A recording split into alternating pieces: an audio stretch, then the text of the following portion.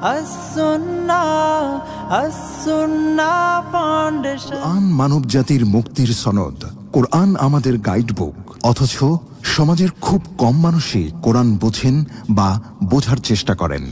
বছর জুড়ে কোরআন চর্চার লক্ষ্যে শুরু হলো আস-সুন্নাহ ফাউন্ডেশনের যাবৎকালের সর্ববৃহৎ প্রতিযোগিতা কোরআন বর্ষ। 2024 রমজান থেকে 2025 রমজান পর্যন্ত 6 ধাপে অনুষ্ঠিত হতে যাচ্ছে আল কোরআনুল কারীম পাঠ ও প্রতিযোগিতা। বিজয়ীদের জন্য থাকছে 3টি উমরা, 1টি কম্পিউটার, 5টি ব্যক্তিগত লাইব্রেরি, 6টি কিন্ডেল রিডার সহ 15 লক্ষ টাকার মূল্যবান সব পুরস্কার। আল্লাহ সুবহানাহু ওয়া তাআলা আমাদেরকে ভালো কাজে একে অন্যের সঙ্গে প্রতিযোগিতায় অবতীর্ণ হওয়ার নির্দেশ করেছেন। সুতরাং আসুন কোরআন চর্চার এই মহা আয়োজনে, কোরআনের এই বিশাল প্রতিযোগিতায় সামিল হয়ে নিজেদেরকে কোরআনের জ্ঞানে সমৃদ্ধ করি, জীবনকে করি কোরআনময়। পার্থিব এই সমস্ত মহামূল্যবান পুরস্কার জেতার পাশাপাশি আল্লাহ সুবহানাহু ওয়া তাআলার কাছ থেকে অফুরন্ত বিনিময় লাভের এই সুযোগটি যেন আমাদের কারোর হাতছাড়া না হয়। তাহলে আর দেরি নয়, শুরু করুন এখনই কোরআন বর্ষ, বছরব্যাপী কোরআন চর্চার এক অনন্য আয়োজন। আস-সুন্নাহ। আসসালামু আলাইকুম ওয়া রাহমাতুল্লাহি ওয়া বারাকাতুহু। আলহামদুলিল্লাহ, সালাতু ওয়াসসালামু আলা রাসূলিল্লাহ ওয়া বাদ। সুপ্রিয় দর্শক শ্রোতা, ভাই বোন, দেশ কিংবা প্রবাস যে যেখান থেকে দেখছেন, আপনাদের সকলকে সাদর আমন্ত্রণ জানাচ্ছি আস-সুন্নাহ ফাউন্ডেশন স্টুডিও থেকে। আপনারা দেখছেন আস-সুন্নাহ ফাউন্ডেশন আয়োজিত সাপ্তাহিক সরাসরি প্রশ্ন উত্তরমূলক অনুষ্ঠান শরীআহ সমাধানের 223তম পর্ব। প্রিয় দর্শক, অন্য দিনের মতো আজও ইনশাআল্লাহ তাআলা আপনাদের সঙ্গে আমরা ঘণ্টা ব্যাপী থাকছি এবং আপনাদের করা জীবন জিজ্ঞাসাগুলোর উত্তর কোরআন এবং হাদিসের আলোকে দেওয়ার চেষ্টা করছি। ওয়ামা তৌফিকি ইল্লা বিল্লাহ। প্রিয় দর্শক, আপনার যে কোনো জীবন ঘনিষ্ঠ জিজ্ঞাসা এই পোস্টের মন্তব্যের ঘরে লিখুন। আমরা ইনশাআল্লাহ বেশি থেকে বেশি সংখ্যক প্রশ্নের উত্তর কোরআন এবং হাদিসের আলোকে দেওয়ার আপ্রাণ চেষ্টা করব। কোরআন এবং হাদিসের জ্ঞানের এই অনুষ্ঠানটি অন্যদের দেখবার সুবিধার্থে শেয়ার করতে ভুলবেন না। সেই সাথে আপনাদের যে কোনো জীবন ঘনিষ্ঠ জিজ্ঞাসা এই পেজে কিংবা এই লাইভ অনুষ্ঠানটি আমাদের ভেরিফাইড ফেসবুক চ্যানেলে, আস-সুন্নাহ ফাউন্ডেশনের ইউটিউব চ্যানেল এবং ফেসবুক পেজ এবং অন্যান্য পেজ ও চ্যানেলসমূহে একযোগে সম্প্রচারিত হচ্ছে। যে কোনো জায়গায় আপনারা প্রশ্ন করলে আমরা ইনশাআল্লাহ উত্তরগুলো যথাসম্ভব সেখান থেকে প্রশ্ন কালেক্ট করে দেওয়ার চেষ্টা করব। চলুন তাহলে আমরা ইতিমধ্যে যে সমস্ত প্রশ্ন অনেকে করে ফেলেছেন সেগুলোর উত্তরে আমরা চলে যাচ্ছি। অনেক প্রশ্ন আমরা দেখতে পাচ্ছি ইতিমধ্যে চলে এসছে। এই প্রশ্নগুলোর উত্তর আমরা দেওয়ার চেষ্টা করছি ইনশাআল্লাহ। শামীম ইয়ারা স্মৃতি এআইডি থেকে আপনি লিখেছেন, মায়ের পায়ের নিচে সন্তানের বেহেশত। মায়ের পায়ের নিচে কি শুধু পুত্র সন্তানের বেহেশত নাকি কন্যা সন্তানের ক্ষেত্রে এই কথা প্রযোজ্য হয়? দেখুন, এ বিষয়ে প্রসিদ্ধ যে হাদিসের ভাষ্য বর্ণনা করা হয়ে থাকে, আল জান্নাতু তাহতা আকদামিল উম্মাহাত, মায়েদের পায়ের নিচে সন্তানদের বেহেশত বা জান্নাত, সেই বিষয়ে এই হাদিসটির বর্ণনাতে কিছুটা দুর্বলতা থাকলেও এর মর্ম বিশুদ্ধ হাদিস দ্বারা প্রমাণিত। কারণ নবী আলাইহিস সালামের অন্য আরেকটা হাদিস আমরা জানি যেখানে স্পষ্টত বর্ণিত হয়েছে, ইলজামহা ফাইনাল জান্নাতা তাহতা রিজলিহা আও ইনদা রিজলিহা ও কামা ওয়ারাদা ফিল হাদিস। মাকে আঁকড়ে থাকো, মাকে আঁকড়ে ধরো, মায়ের খেদমতে নিজেকে নিয়োজিত রাখো, কারণ জান্নাত তার পায়ের কাছে। এখানে পায়ের কাছে বা পায়ের নিচে জান্নাত হওয়া বলতে আক্ষরিক অর্থে জান্নাত পায়ের নিচে হওয়া বোঝানো হয়নি, বরং এখানে বোঝানো হয়েছে যে মা সন্তুষ্ট, মায়ের সেবা করে তাকে তুমি সন্তুষ্ট করতে পেরেছ, তো জান্নাত পাওয়া তোমার জন্য সহজ। এই উদ্দেশ্যেই মূলত রূপক অর্থে বলা হয়েছে তার পায়ের নিচে জান্নাতের কথা। অতএব একজন সন্তান তার মাকে খুশি করার চেষ্টা করবেন, একইভাবে বাবাকেই। কারণ অন্য একটা হাদিসে আসছে, নবী সাল্লাল্লাহু আলাইহি ওয়াসাল্লাম বলেছেন, রিদার রব্বি ফি রিদাল ওয়ালিদাইন ওয়া সাখাতুর রব্বি ফি সাখাতিল ওয়ালিদাইন। মা বাবার সন্তোষের মধ্যেই রবের সন্তুষ্টি নিহিত এবং মা বাবার অসন্তোষের মধ্যেই রবের অসন্তুষ্টি নিহিত। এজন্য একজন ইমানদার তিনি তার মা বাবার সেবা সর্বোচ্চ করার চেষ্টা করবেন। আর হাদিসে কিন্তু এখানে ছেলে বা মেয়ের কোনো পার্থক্য করা হয়নি। আপনি যেমনটা জানতে চেয়েছেন যেটা পুত্র সন্তানের জন্যই কি শুধু প্রযোজ্য কিনা, এখানে সবার জন্যই কমনভাবেই কথাটি বলা হয়েছে। সো পুত্র আর কন্যা সন্তানের জন্য আলাদা কোনো বিষয় এখানে নেই। আফজাল হোসেন আপনি লিখেছেন, আফতাবনগরে আপনার ইমামতিতে সালাতুল ইস্তিসকা অনুষ্ঠিত হয়েছে ইতিমধ্যে। পত্রিকা প্রকাশিত এই সংক্রান্ত নিউজের নিচে অনেকে হাসি ঠাট্টা করছে। তারা বলছে নামাজ পড়ি নাকি মুসলমানরা দায়িত্ব পালন করছে, পরিবেশের বিপর্যয় রক্ষায় নাকি আলেমদের কোনোই ভূমিকা নেই, কী বলবেন পারে। দেখুন, এ বিষয়ে আসলে বলার অপেক্ষা রাখে না, কারণ আমাদের সচেতন শ্রোতা এবং দর্শক মহল অথবা যে কোনো সাধারণ মানুষই জেনে থাকার কথা যে আলহামদুলিল্লাহ একদিকে ওলামা ইকরাম দেশ জুড়ে ইস্তেসকার সালাত আদায় করে আল্লাহ তালার কাছে বৃষ্টি প্রার্থনা করছেন, যে বৃষ্টি যেখান থেকে আসবে তার কাছেই প্রার্থনা করছেন, আবার নিজেদের দায়িত্ব পালন করে তারা দেশব্যাপী বৃক্ষরোপণও করছেন। আমরা শুধুমাত্র সারা দেশে আলেম ওলামারা কী করেছেন সেই হিসেব দেওয়া তো অনেক বড় ব্যাপার, কারণ সেখানে অনেক রিপোর্ট উঠে আসবে ইনশাআল্লাহ, অনেক বেশি গাছ লাগানোর রিপোর্ট আমরা পাবো। শুধু আমরা যেটুকু কাজ করতে পেরেছি আলহামদুলিল্লাহ আসুন্নাহ ফাউন্ডেশন থেকে, গেল কয়েক বছরে আমরা কয়েক লক্ষ গাছ লাগিয়েছি, আর এবছর আমরা 3 লক্ষ গাছ লাগানোর লক্ষ্যমাত্রা বা টার্গেট ঠিক করে আমরা কাজ শুরু করে দিয়েছি। সারা দেশব্যাপী ওলামা ইকরাম বৃক্ষরোপণের জন্য যেভাবে উৎসাহিত করেন সাধারণ মানুষকে, সাধারণ মানুষের মধ্যে তার যতটুকু ইতিবাচক প্রভাব পড়ে ওলামা ইকরামের অবদান সেখানে অনেক বেশি। যারা হাসি ঠাট্টা করে, আমার তো তাদের প্রতি বরং আমার বিস্ময় হয় যে সংখ্যাগরিষ্ঠ মুসলমান এবং ধার্মিক মানুষদের দেশ বাংলাদেশ, যে কোনো ধরনের মানুষই এখানে ধার্মিক। সো যে আল্লাহ আমাদেরকে সৃষ্টি করলেন, যার হাতে সব কিছু, তিনি বৃষ্টি দিবেন, তার কাছে বৃষ্টি প্রার্থনা করা হবে, এটি তো স্বাভাবিক। কিন্তু এটা নিয়ে যারা হাসি ঠাট্টা করছে তাদের স্পর্ধা কত বড়! এত বড় ইসলাম বিদ্বেষী, ইসলাম আল্লাহদ্রোহী মানুষগুলো এই সমাজে তারা বসবাস করছে, সমাজের সকল সুযোগ সুবিধা নিচ্ছে, অথচ সমাজের মানুষের চিন্তাধারা, তাদের বিশ্বাস, তাদের আকিদা বিরোধী এ ধরনের দম্ভক্তি করার দুঃসাহস তারা দেখাচ্ছে। পৃথিবীতে বোধহয় এই দেশেই এটা সম্ভব। খুব ভয়াবহ একটি চিত্র আমরা দেখতে পাচ্ছি, আল্লাহ মাফ করুন। অবাক করা বিষয় হলো, ব্যাঙের বিয়ে দিয়ে বৃষ্টি প্রার্থনা করা, তারপর গায়ে কাদা মাখে বৃষ্টি প্রার্থনা করা, এই জাতীয় যে সমস্ত হাস্যকর ধর্মীয় দৃষ্টিকোণ থেকে যার কোনো ভিত্তি নেই, বৈজ্ঞানিক কোনো ভিত্তি যার নেই, এগুলো নিয়ে তথাকথিত বিজ্ঞান মনস্করা কিছুই বলতে আমরা শুনি না সচরাচর। আসলে এরা দিন শেষে ধর্মবিদ্বেষী এবং শয়তানের দোসর। তারা চায় শয়তানের রামরাজত্ব কায়েম হোক এবং আল্লাহর দিন থেকে মানুষ দূরে সরে যাক। এদের উপর আমাদেরকে সতর্ক থাকতে হবে এবং দায়িত্বশীলতার পরিচয় দিতে হবে তাদের সমস্ত অপপ্রচারের বিরুদ্ধে। আলহামদুলিল্লাহ ওলামা ইকরাম একদিকে আল্লাহর কাছে ইস্তেসকার সালাত আদায় করে বৃষ্টি প্রার্থনা করছেন, অপরদিকে তারা বৃক্ষরোপণ করারও চেষ্টা করছেন। অর্থাৎ তাদের দায়িত্বে সবটুকুন তারা চেষ্টা করছেন, কিন্তু যারা সমালোচক তারা কোনোটাই করছে না, না বৃষ্টি প্রার্থনার নামাজ পড়ছে, না বৃক্ষরোপণ করছে, তারা শুধুই সমালোচনা করছে এবং ওলামা ইকরামের করা কাজগুলোর সুফল তারা ভোগ করছে মাত্র। এমডি মেহেদি হাসান ইমন লিখেছেন, কেউ যদি কাউকে হারাম টাকা দিয়ে ড্রাইভিং লাইসেন্স বানিয়ে দেয় এবং সে যদি এই লাইসেন্স দিয়ে হালাল পথে ইনকাম করে, তাহলে ইনকাম হালাল হবে কিনা? ইনকাম হালাল হয়ে যাবে ইনশাআল্লাহ, কিন্তু হারাম টাকা দিয়ে ড্রাইভিং লাইসেন্স তৈরি করে দিয়েছেন, এই সুবিধাটা নেওয়া ঠিক হয়নি, কারণ অন্যায় এবং অবৈধ পথে উপার্জনের টাকার সুবিধা ভোগ করা উচিত নয়। সো এটা অ্যাভয়েড করতে পারলে ভালো হতো, কিন্তু এর মানে এই না যে আপনার ড্রাইভিং লাইসেন্সটা নেওয়াতে সহযোগিতা করার মাধ্যমে আপনার পরবর্তী সমস্ত উপার্জনগুলো হারাম হয়ে যাবে, ব্যাপারটা সেরকম না। কিন্তু পরবর্তীর জন্য আপনাকে সতর্ক থাকতে হবে এই ধরনের উপার্জনের সুবিধা নেওয়ার ব্যাপারে। আশিক মণ্ডল লিখেছেন, মাঝে মাঝে মনে হয় প্রসাব পায়খানার রাস্তা দিয়ে কিছু বের হচ্ছে, কিন্তু দেখি কিছু নেই, এতে কি ওযু ভাঙবে? নিছকই ওয়াসওয়াসার কারণে বা খুঁতখুঁতে স্বভাবের কারণে এরকমটি মনে হয়ে থাকতে পারে। এরকম হলে আপনার এর ফলে ওযু ভঙ্গ হবে না, কারণ ইসলামী ফিকহের একটা প্রসিদ্ধ এবং গুরুত্বপূর্ণ মূলনীতি হলো আল ইয়াকিনু লা ইয়াজুলু বিশাক। যে বিষয়ে চূড়ান্ত এবং সুদৃঢ় অবস্থান আপনার রয়েছে, সেখানে কোনো সংশয় সন্দেহের কারণে সেটি কিন্তু দূর হবে না। অতএব আপনি ওযু করেছেন, আপনার ওযু ছিল, এটুকু নিশ্চিত। এখন ওযু গেল কি গেল না এটা নিয়ে আপনার মধ্যে সন্দেহ তৈরি হয়েছে, ধোঁয়াশা তৈরি হয়েছে।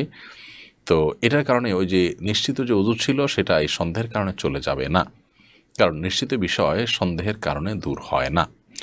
সো ওযু ছিল সেটা নিশ্চিত, ওইটাই থাকবে। আর ওযু গেছে কি যায়নি সেটা যেহেতু সন্দেহপূর্ণ, বিধায় ওযু যায়নি সেটাই ধরে রাখতে হবে, বিধায় আপনার ওযু যায়নি। এবং এ জাতীয় ওয়াসওয়াসা দেওয়ার জন্য এক ধরনের শয়তানি আছে, যে মানুষকে এই ধরনের ওয়াসওয়াসা দিয়ে, কুমন্ত্রণা দিয়ে নামাজের মধ্যে রাকাত সংখ্যা ভুলায় দেয়, তারপরে আপনার ওযুর ক্ষেত্রে এই ধরনের ওয়াসওয়াসা দিয়ে বারবার ওযু করায়, তার ইবাদতের অন্যান্য যে অপরচুনিটি সেগুলোকে নষ্ট করে। তো এই বিষয়গুলো আমাদেরকে মাথায় রাখতে হবে। এরপরে প্রশ্ন হলো, আশিক মণ্ডল আপনি আবার লিখেছেন, আমার ছোট্ট একটি রিকোয়েস্ট, আমরা যারা ইন্ডিয়া এবং প্রবাস থেকে আপনার কাছে প্রশ্ন করি তাদের প্রশ্ন দেওয়ার চেষ্টা করবেন। আমরা আপনার লাইভের জন্য সারা সপ্তাহ অপেক্ষা করি। ভাষিক মণ্ডল, আপনার ইতিমধ্যে দুইটি প্রশ্ন আমাদের চোখে পড়েছে এবং সেগুলোর আলহামদুলিল্লাহ রিপ্লাই আমরা দেওয়ার চেষ্টা করেছি। আসলে অগণিত প্রশ্নের মধ্যে আমরা চেষ্টা করি সর্বোচ্চ সংখ্যক প্রশ্নের উত্তর দেওয়ার জন্য। আপনারা দোয়া রাখবেন, আল্লাহ যেন আমাদেরকে তৌফিক দান করেন। তাওসিয়া ইসলাম আপনি লিখেছেন, একজন সাক্ষী রেখে 3 বার কবুল বললে কি বিয়ে হয়? একজন সাক্ষী রেখে আপনি 3 বার কেন 300 বার কবুল বললেও বিয়ে হবে না, বরং বিয়ের জন্য আপনাকে অবশ্যই শরিয়ার নীতিমালা অনুযায়ী 2 জন সাক্ষী থাকতে হবে। তো 2 জন সাক্ষীর উপস্থিতি ছাড়া আপনি কবুল বললে বিয়ে হবে না। বিধায় সাক্ষীর উপস্থিতিটা খুবই গুরুত্বপূর্ণ। 2 জন সাক্ষীর উপস্থিতি, যারা ন্যায়নিষ্ঠাবান এরকম ভালো মানুষ, তাদের সাক্ষ্য যেন থাকে সেটি নিশ্চিত করতে হবে।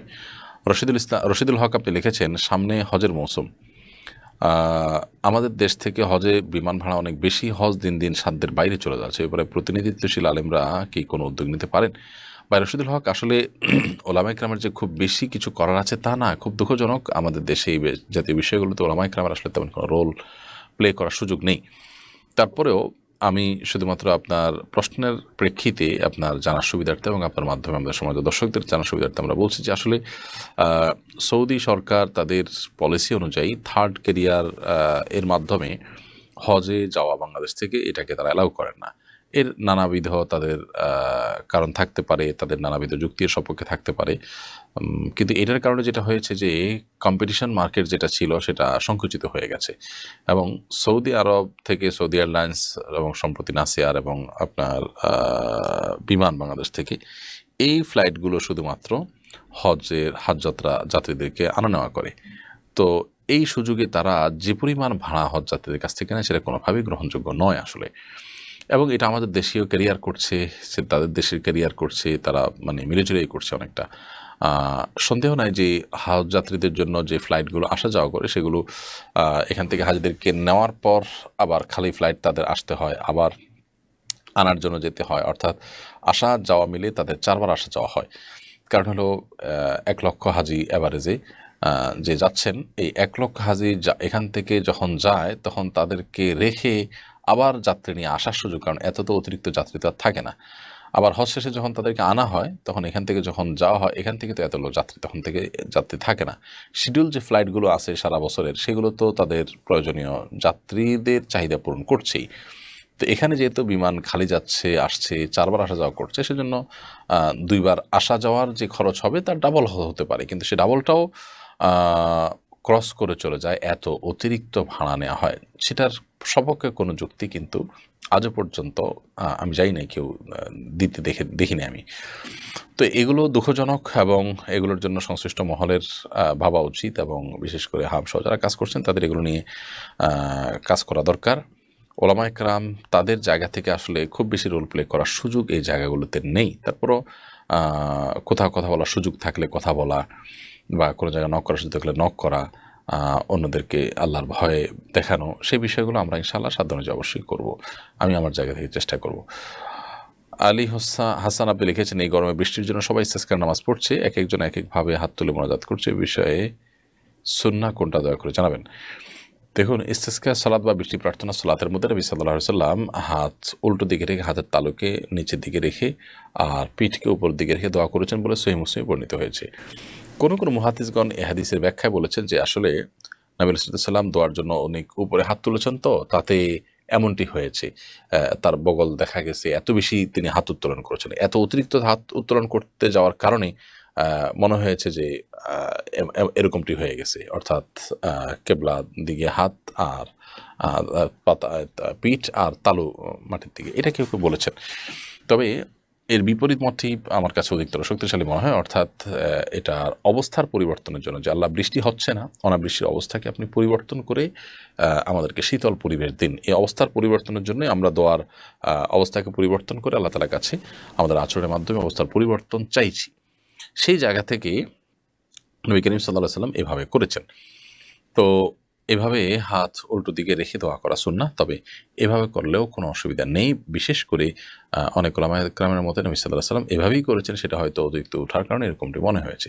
এই দুই রকমের ব্যাখ্যাই রয়েছে, তবে আপনার হাত উল্টে দোয়া করাটাই হলো অধিকতর যুক্তিসঙ্গত এবং হাদিসের সুস্পষ্ট বর্ণনা দ্বারা বোঝা যায়। দুঃখিত। নাফিসা সিদ্দিক আপনি লিখেছেন, আমি আমার বিয়েতে প্রায় 10 ভরি গহনা পেয়েছি। আমার কোনো উপার্জনের মাধ্যম নেই। আমার হাজব্যান্ড এর জন্য ও আমার গহনার জাকাত দেয়া কষ্টকর। আমি অনেক কষ্ট করে আমার জমানো টাকা দিয়ে এতদিন যাবত আমার জাকাত আদায় করছি। আমি কি 7.5 ভরি গহনা রেখে বাকিটা আমার মেয়েকে দিয়ে দিতে পারবো? আমার জন্য জাকাত আদায় করা কষ্টকর হয়ে দাঁড়িয়েছে। দেখুন, 10 ভরি গহনা আপনি যেটা পেয়েছেন সেটা যদি কোনো উপার্জনের মাধ্যম নাই, আবার জাকাত ও দিতে পারছেন না আপনি, তো অবশ্যই আপনি প্রথমত আপনার মেয়েকে কিছু স্বর্ণ দিয়ে 7.5 ভরির কম করে ফেললেন। আপনি তাকে 3 ভরি দিলেন, আপনি 7 ভরি রাখলেন, বা 7 ভরি 7.5 ভরির কম রাখলেন। 7.5 ভরি হয়ে গেলে আপনার পুরোটা জাকাত দিতে হবে। তো এভাবে আপনি করতে পারেন। তবে জাকাত দেয়া থেকে বাঁচার জন্য চালাকি না করে বরং আপনি ওখান থেকে সামান্য একটু অংশ বিক্রি করে জাকাত দিলেন আর কোনো উপার্জনের উপায় খুঁজে বের করলেন, সেটা বরং আপনার বেশি উচিত। সেই সাথে মেয়েকে আপনি যদি দিয়ে দিতে চান একান্ত দিয়েই দিলেন, এটা কোনো অভিনয় নাটক না, বরং তাকে আপনি দিয়ে দিলেন, তো সেটা আপনি দিতেই পারেন, তো আপনার জাকাত আসবে না। এরপরে প্রশ্ন করেছেন মোহাম্মদ ইব্রাহিম, আপনি লিখেছেন, একজন বক্তা টিকটকার হয়েছিল, সে পুনরায় আবার ওয়াজে ফিরে এসেছে, তাকে ওয়াজের দাওয়াত দেওয়া উচিত হবে কিনা? তার নিজেরই এখন ওয়াজের ফিল্ডে যাওয়া উচিত নয়। কারণ হলো, ওয়াজ করার জন্য সে নিজে আসলে উপযুক্তই হয়নি। আমাদের দুর্ভাগ্য যে আমরা অনেকেই নিজেরা পাকার আগে মাইকের সামনে চলে আসছি এবং আগে থেকে আমরা ওয়াজ মাহফিলে কথা বলার জন্য মরিয়া হয়ে থাকছি। যারা তরুণ উদীয়মান, তারা ওয়াজ হোক, নসিহত হোক, দাওয়াতি ফিল্ড হোক, এগুলোতে কাজ করার আগে তাদের শেখা উচিত। পর্যাপ্ত সময় নিয়ে সেগুলো তাদের শেখা উচিত, বোঝা উচিত। তাহলে ইনশাআল্লাহ তাদের জন্য সামনে অগ্রসর হওয়াটা অনেক বেশি সহজ হবে। আর যদি তারা সেটা না করে, তাহলে সেক্ষেত্রে এ জাতীয় পরিস্থিতিতে তারা নিজেরা বিভ্রান্ত হবে, জাতিকে বিভ্রান্ত করবে। এই যে একজন মানুষ মাহফিলের ময়দান থেকে হঠাৎ করে এই ফাসিকদের কাতারে চলে যাওয়া, এটার আলামত হলো যে তার ভেতরে দিনদারিতাটা ভালো করে বসেই নেই। তিনি নিজেই দিনদারিতা ভালো করে বোঝেন না, তিনি কি মানুষকে নসিহত করবেন? তো তার এখন নিজেরই ফিল্ডে যাওয়া উচিত না, আর অন্যদেরও তাকে নিয়ে টানি করা উচিত না, বরং তাকে তার উচিত আরও পড়াশোনা করা, আরও সিনিয়র ওলামা ইকরামের তত্ত্বাবধানে তাদের সোহবতে থেকে নিজেকে গড়ে তোলা, এরপর আস্তে আস্তে সামনে অগ্রসর হওয়া। এমডি মুস্তাফিজুর রহমান আপনি লিখেছেন, কোন বিপদ আমাদের জন্য পরীক্ষা আর কোন বিপদ আমাদের জন্য আযাব, এটি বোঝার কোনো উপায় আছে কিনা? নিশ্চিত বোঝার কোনো উপায় নেই, নিশ্চিতভাবে বলার কোনো উপায় নেই যে এটি আমাদের জন্য পরীক্ষা আর অমুকটি আমাদের জন্য আযাব, এরকম নিশ্চিত করে বলবার কোনো সুযোগ নেই। তবে একজন ইমানদার নিজের ব্যাপারে যখনই কোনো ব্যত্যয়, বিপর্যয় দেখা দিবে, তখন তিনি ভাববেন যে হয়তোবা এই বিপর্যয় আমার কোনো কৃতকর্মের ফসল হিসাবে হয়েছে। অর্থাৎ তিনি নিজেকে দোষারোপ করবেন এবং নিজের সংশোধন করার চেষ্টা করবেন, কারণ দিন শেষে তারই লাভ। যদি আমি নিজেকে দোষারোপ করি, তাহলে আমার সংশোধনের পথ উন্মোচন হলো। আর এর বিপরীতে যদি কেউ আপনার অন্য কারোর ব্যাপারটিকে মূল্যায়ন করে, অন্য কারোর বিপদ আপদকে মূল্যায়ন করে, তাহলে সেক্ষেত্রে তার ব্যাপারটিকে দেখবেন যে হয়তো আল্লাহ তাআলার প্রিয় বান্দা হিসাবে তাকে আল্লাহ পরীক্ষা করছেন, অথবা আল্লাহ তাকে কোনো বার্তা দিচ্ছেন যা তিনি সংশোধন হয়ে ফিরে আসেন। অর্থাৎ আল্লাহর আযাবই তার পতিত হয়েছে, এই ধারণাটা অন্যের ব্যাপারে যথাসম্ভব ব্যক্তিগত পর্যায়ে হলে করবে না। হ্যাঁ, যদি এমন হয় যে তার অপরাধ একেবারে পরিষ্কার, তার অপরাধের ফসল হওয়ার সম্ভাবনা খুব জোরালো, তাহলে সেক্ষেত্রে সেরকমটি ধারণা তৈরি হতে পারে। তবে নিশ্চিত করে বলবার কোনো সুযোগ নেই এটা আল্লাহ আযাব হিসাবে পাঠিয়েছেন, কারণ আসলে কোনটা আযাব আর কোনটা পরীক্ষা হিসাবে দিয়েছেন এটা একমাত্র আল্লাহ তাআলা ভালো জানেন। বিভিন্ন অপশন আমাদেরকে বলা হয়েছে। কোরআনে কারীমে আল্লাহ বলেছেন, ওয়ালানাবলুওয়ান্নাকুম বিশাইইন মিনাল খাউফি ওয়াল জু'i ওয়া নাকসিন মিনাল আমওয়ালি ওয়াল আনফুসি ওয়াস সামারাত। আল্লাহ বলেছেন যে ভয়, ক্ষুধা এবং জান এবং মালের ক্ষয়ক্ষতি, এগুলো দিয়ে আল্লাহ তাআলা বলেছেন আমি পরীক্ষা করব বান্দাকে। তো এই যে পরীক্ষা আল্লাহ তাআলা করবেন বলেছেন, এই পরীক্ষার মধ্যে, পরীক্ষারই অংশ হিসেবে এ ধরনের বিপদ আপদ, এ ধরনের বালা মুসিবত, সমস্যা, বিপর্যয় এগুলো হতে পারে। সো পরীক্ষা হতে পারে। আবার একইভাবে আল্লাহ তাআলা আরও বলেছেন, যাহারাল ফাসাদু ফিল বাররি ওয়াল বাহরি বিমা কাসাবাত আইদিন নাস। স্থলে জলে যত বিপর্যয় দেখা দেয়, এগুলো মানুষের হাতের কামাইয়ের কারণে হয়ে থাকে। এখানে আমরা দেখতে পেলাম যে বিপদ আপদ এটা হাতের কর্মফল বা আমার কর্মের কারণেই আল্লাহ তাআলার পক্ষ থেকে শাস্তি হিসেবে এসছে, সেটি বোঝানো হয়েছে। তাইলে বিভিন্ন অপশন যেহেতু আছে, আমরা নিজের ব্যাপারে সবসময় এমনটি ভাববো যে ভাবনা আমাকে সমৃদ্ধ করবে, উপকৃত করবে, কিন্তু কোনোটিকে নিশ্চিত করে বলতে পারবো না। মাহমুদুল হাসান লিখেছেন, ঢাকা বিশ্ববিদ্যালয়ের ছাত্ররা ক্যাম্পাসে ইস্তিসকার সালাত আদায় করতে চেয়েছিল, তাদেরকে অনুমতি দেওয়া হয়নি, বিষয়টাকে আপনি কিভাবে দেখেন? ভাই মাহমুদুল হাসান, আমাদের শিক্ষাঙ্গনগুলোকে ভয়ঙ্কর একটি জায়গায় নিয়ে যাওয়া হয়েছে। আমাদের শিক্ষার্থীদেরকে ধর্মীয় এবং মোরালিটি থেকে দিন দিন দূরে সরিয়ে দেওয়া হচ্ছে, যেটা সুস্পষ্টভাবে আমাদের সংবিধান লঙ্ঘন। সংবিধানের আলোকে দুঃখিত, সাংবিধানিক অধিকার যদি আমরা আপনার পর্যালোচনা করি, তাহলে দেখি যে সমস্ত শিক্ষার্থী তারা তাদের যার যার ধর্মের ধর্মীয় কার্যাবলী তারা চর্চা করতে পারবে। শিক্ষাঙ্গন যদি বলে যে কেউ এখানে শুধু শিক্ষার জায়গা, ধর্মচর্চার জায়গা নয়, তো ধর্মচর্চাটা তো কোনো লিমিটেড সময় বা জায়গার জন্য হয় না। আমার যখন সময় হবে ধর্মচর্চা আমাকে তো করতে হবে, তা নাহলে ধর্মের চর্চার স্বাধীনতা কোথায় থাকলো? তাছাড়া শিক্ষাঙ্গন তো রাজনীতির জায়গাও নয়, কিন্তু আমরা তো শিক্ষার পাশে রাজনীতিও করছি, আর অনেক কিছুই করছি, তাহলে ধর্মের ব্যাপারে কেনই মানসিকতা আসবে? আজকে ক্যাম্পাসে যদি বৃষ্টি প্রার্থনার জন্য কোনো কনসার্টে আয়োজন করা হতো, তাহলে তো আমার মনে হয় না কোনো অনুমতি নেওয়ার প্রয়োজন হতো। খুবই দুর্ভাগ্যজনক একটা বাস্তবতার মধ্যে দিয়ে আমরা যাচ্ছি। কারা আমাদেরকে এই ভয়ঙ্কর জায়গা নিয়ে যাচ্ছে, আল্লাহ তাআলা তাদেরকে হেদায়েত দান করুন এবং আমাদেরকে আল্লাহ তাআলা সচেতন হওয়ার তৌফিক দান করুন। সেখানে সরস্বতী পূজা হতে পারে, সেখানে কনসার্ট হতে পারে, সবই হতে পারে, কিন্তু সেখানে কোরআন তেলাওয়াত করতে গেলে সমস্যা, সেখানে ইস্তিসকার নামাজ পড়বে, আল্লাহর কাছে বৃষ্টি প্রার্থনা করবে, এই ব্যাপারে অনুমতি না দেওয়ার কী কারণ থাকতে পারে আমি জানি না। আলী হাসান লিখেছেন, এই প্রচণ্ড গরমে বৃষ্টি হওয়ার জন্য কি কোনো দোয়া আছে? থাকলে দয়া করে জানাবেন। অবশ্যই দোয়া আছে। আমরা নবী সাল্লাল্লাহু আলাইহি ওয়াসাল্লামের বাতানো দোয়া কায়মুল বাক্যে আল্লাহ তাআলার কাছে নিবেদন করতে পারি, আল্লাহুম্মা সাইয়্যিবান নাফিআ। আল্লাহ, আপনার কাছে আমরা উপকারী বৃষ্টি প্রার্থনা করছি, আপনি আমাদেরকে উপকারী বৃষ্টি দান করুন। তাহলে এই দোয়াটি আমরা প্রত্যেকে যার যার জায়গা থেকে পড়তে পারি। বিশেষ করে আল্লাহুম্মা সাইয়্যিবান নাফিআ, আল্লাহুম্মা আগিসনা, আল্লাহ আপনি আমাদেরকে সিক্ত করুন, আল্লাহুম্মা আসকিনা গাইসান মুগীসান হানিআন মারিআন গাদাকান। আল্লাহ, আপনার কাছে আমরা উপকারী বৃষ্টি চাই, যে বৃষ্টি আমাদেরকে সুশোভিত করবে, যেটা আমাদেরকে সমৃদ্ধ করবে। নাফিআন গায়রা দারিন, উপকারী বৃষ্টি হবে, ক্ষতিকর বৃষ্টি হবে না। আজরান গায়রা আজিল, যে বৃষ্টি দ্রুততার সাথে হবে, খুব বেশি বিলম্ব হবে না। তো এভাবে আল্লাহ তাআলার কাছে আমরা কায়মুল বাক্যে বৃষ্টি প্রার্থনা করতে পারি। আল্লাহুম্মা সাইয়্যিবান নাফিআ, সবচেয়ে সংক্ষিপ্ত 3 শব্দের দোয়া, আল্লাহুম্মা সাইয়্যিবান নাফিআ, আল্লাহ উপকারী বৃষ্টি চাই। এভাবে আমরা দোয়া করতে পারি। সঞ্জনা রিয়া, আপনি লিখেছেন, মা যদি ছেলের সংসার থেকে তাদেরকে না বলে কোনো জিনিস মেয়ের সংসারে দেন যেটা অপ্রয়োজনীয় বা অতিরিক্ত, তাহলে কি মেয়েদের এগুলো নেওয়া জায়েজ হবে? ছেলের সংসার থেকে যদি মা কোনো কিছু দেন যেগুলো ছেলের প্রয়োজন হয় না, এবং এগুলো দিলে ছেলে জানলেও ছেলে অসন্তুষ্টি প্রকাশ করবে না বা মানা করবে না, তাহলে মেয়ের সংসারে সেগুলো মেয়ে নিতে পারেন, ব্যবহার করতে পারেন। আর যদি এমন হয় যে ভাইয়ের অগোচরে বোনকে দেওয়া হয়েছে, মা সেটা নিয়ে দিয়েছেন, প্রয়োজনীয় হোক আর অতিরিক্ত হোক, ভাই জানলে মনে কষ্ট পাবে বা সম্মতি দিবে না, তাহলে সেক্ষেত্রে মার জন্য এটা দেওয়া জায়েজ নেই এবং মেয়েরও সেটা করা জায়েজ নেই। আমাদের বুঝতে হবে সন্তান সন্ততি তারা আমাদের পরিবারের সদস্য, আমাদের অধীনস্থ, এরপরও তারা প্রাপ্তবয়স্ক হওয়ার পর তাদের জিনিসপত্র, তাদের টাকা পয়সা, সহায় সম্পদ, সব কিছু আমানতদারিতা মা বাবা হিসাবে আমাদেরকেও রক্ষা করতে হয়। চাইলেই আমরা সন্তানের সম্পদের যা খুশি তা করতে পারি না। যদিও একটি হাদিস রয়েছে, আনতা ওমালুকা লিআবিক, নবী সাল্লাল্লাহু আলাইহি ওয়াসাল্লাম এক ব্যক্তিকে বলেছেন, তুমি এবং তোমার সম্পদ তোমার বাবার। তো এই হাদিসের মানে এই নয় যে তুমি যা কামাই করবে সব তোমার বাপের হয়ে যাবে অটোমেটিক, ব্যাপারটা সেরকম নয়। বরং তুমি তুমি যা কামাই করবে সেখান থেকে তোমার বাবার নেয়ার অধিকার আছে, তার যতটুকু না নিলে নয়, তার প্রয়োজন পূরণের জন্য। অতএব এখানে ছেলের সংসার থেকে মা যদি কোনো কিছু নিয়ে মেয়েকে দেন, তো ছেলের অগোচরে দিলে ছেলে যদি সেটা শুনলে জানলে মনে কষ্ট পায় বলে মনে হয়, তাহলে সেটা জায়েজ নাই। আর যদি মনে হয় যে না, ছেলের মায়ের সাথে এতটুকু বোঝাপড়া থাকে যে মা এটা দিলেও ছেলে জানলেও মানে নাখোশ হবে না, তাহলে সেটা তো ঠিক আছে, মৌন সমর্থনের মধ্যে থাকে, মৌন সম্মতির মধ্যে থাকে। নিয়ন আহমেদ তামিম লিখেছেন, দুনিয়াতে কোনো সম্পদ না রেখে মারা গেলে কি গুনাহ হবে? কোরআন হাদিসে কি বলে? দুনিয়াতে কোনো সম্পদ না রেখে মারা গেলে গুনাহ হতে যাবে কেন? বরং কেউ যদি তার সমস্ত সম্পদ ব্যয় করে যান, খরচ করে যান, দান করে যান আল্লাহর রাহে, তাহলে সেটা জায়েজ আছে। তবে হ্যাঁ, এটা ঠিক যে সন্তান সন্ততিরা যাতে অন্য কারো কাছে হাত পাততে না হয়, সেই ব্যবস্থা করে যাওয়া উত্তম এবং সুন্নাহ।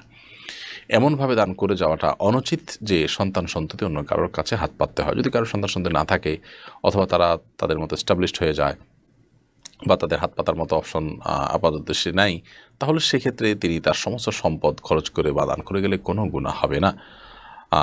যদি সন্তান ছোট থাকে অথবা তারা এখন উপার্জনক্ষম হয় নাই, এই অবস্থা আপনি সব দান সাদকা করে গেলে তারা বিপদে পড়বে মনে হয়, তাহলে সেটা অবশ্যই অনুচিত। কারণ নবী সাল্লাল্লাহু আলাইহি ওয়াসাল্লাম ব্যক্তিকে বলেছেন যে তুমি তোমার সন্তানদেরকে রিক্ত হস্ত রেখে যাওয়ার চাইতে তাদের জন্য কিছু রেখে যাওয়াটা অধিকতর উত্তম। জায়ার আহমদ আপনি লিখেছেন, আমার স্বামীর ব্যাংকে 50 লক্ষ টাকা লোন আছে, তিনি হজ করলে কি হজ কবুল হবে? এই লোনটা যদি এমন লোন হয় যেটা তার ব্যবসায়িক উন্নতির জন্য করেছেন, তার ব্যবসাকে প্রসারিত করবার জন্য করেছেন, তাহলে সেক্ষেত্রে সেটি থাকা সত্ত্বেও তার যদি অন্য সম্পদ থাকে যে সম্পদ হজে খরচযোগ্য বা খরচ করার মতো, তাহলে তার জন্য হজ বর্তাবে এবং হজ করতে হবে। অনেক সময় আমাদের ব্যবসা বাণিজ্যকে সম্প্রসারিত করবার জন্য এবং বৃদ্ধি করবার জন্য আমরা অনেকে লোন নিয়ে থাকি ব্যাংক ইত্যাদি থেকে। তো সেই সমস্ত লোন দেখা যায় কিস্তিতে পরিশোধযোগ্য, আমরা সেটা দিচ্ছি, একটা সিস্টেমের মধ্যে আছে। তো ওইটার কারণে আমাদের হজ কিংবা জাকাত কোনোটি রহিত হয় না, বরং এর বাইরে যখন অন্য সম্পদ থাকবে সেটা দিয়ে হজ করার মতো সুযোগ থাকলে, হজ করার মতো লিকুইড মানি ইত্যাদি থাকলে, তখন অবশ্যই হজ আমাদের উপরে বর্তাবে। ফারুক হাসান আপনি লিখেছেন, হজ করতে গিয়ে হাজিদের অহেতুক সেলফি তোলা কতটুকু সঙ্গত? হজ করতে গিয়ে অহেতুক সেলফি তোলা অবশ্যই হজের ভাব গাম্ভীর্যকে নষ্ট করে, অবশ্যই এটা হজের সাথে যায় না। একজন ইমানদার হিসাবে, একজন মুসলিম হিসাবে আমাদের সর্বোচ্চ সতর্ক থাকা উচিত এই সমস্ত বিষয়ের ক্ষেত্রে, যে আমরা হজ করতে গিয়ে এ ধরনের অহেতুক কোনো কাজকর্ম করব না।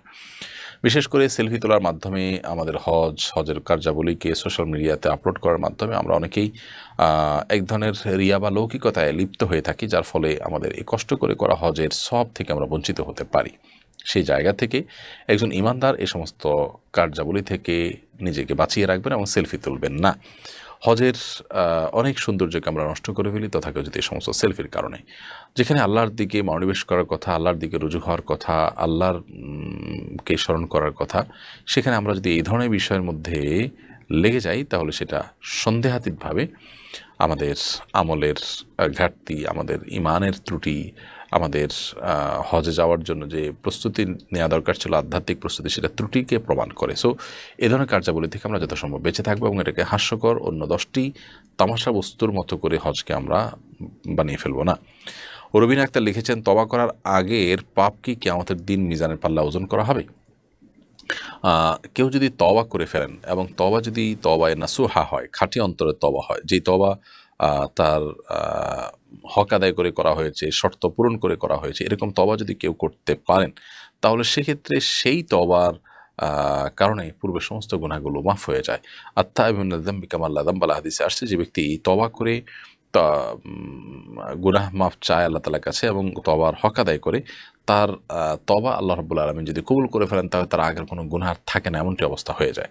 তো এরকম যদি হয়, তাহলে সেক্ষেত্রে আগেরগুলো তার আমলনামাতে উঠবে না। এখন প্রশ্ন হলো যে আপনি কতটা তওবা সেভাবে করতে পেরেছেন। যদি তওবার হক আদায় করে করতে পেরে থাকেন এবং আল্লাহর সাথে কবুল করে থাকেন, তাহলে আল্লাহর রহমতে আশাই করা যায় যে আপনার আগের সে সমস্ত গুনাহগুলো আপনার আমলনামায় থাকবে না।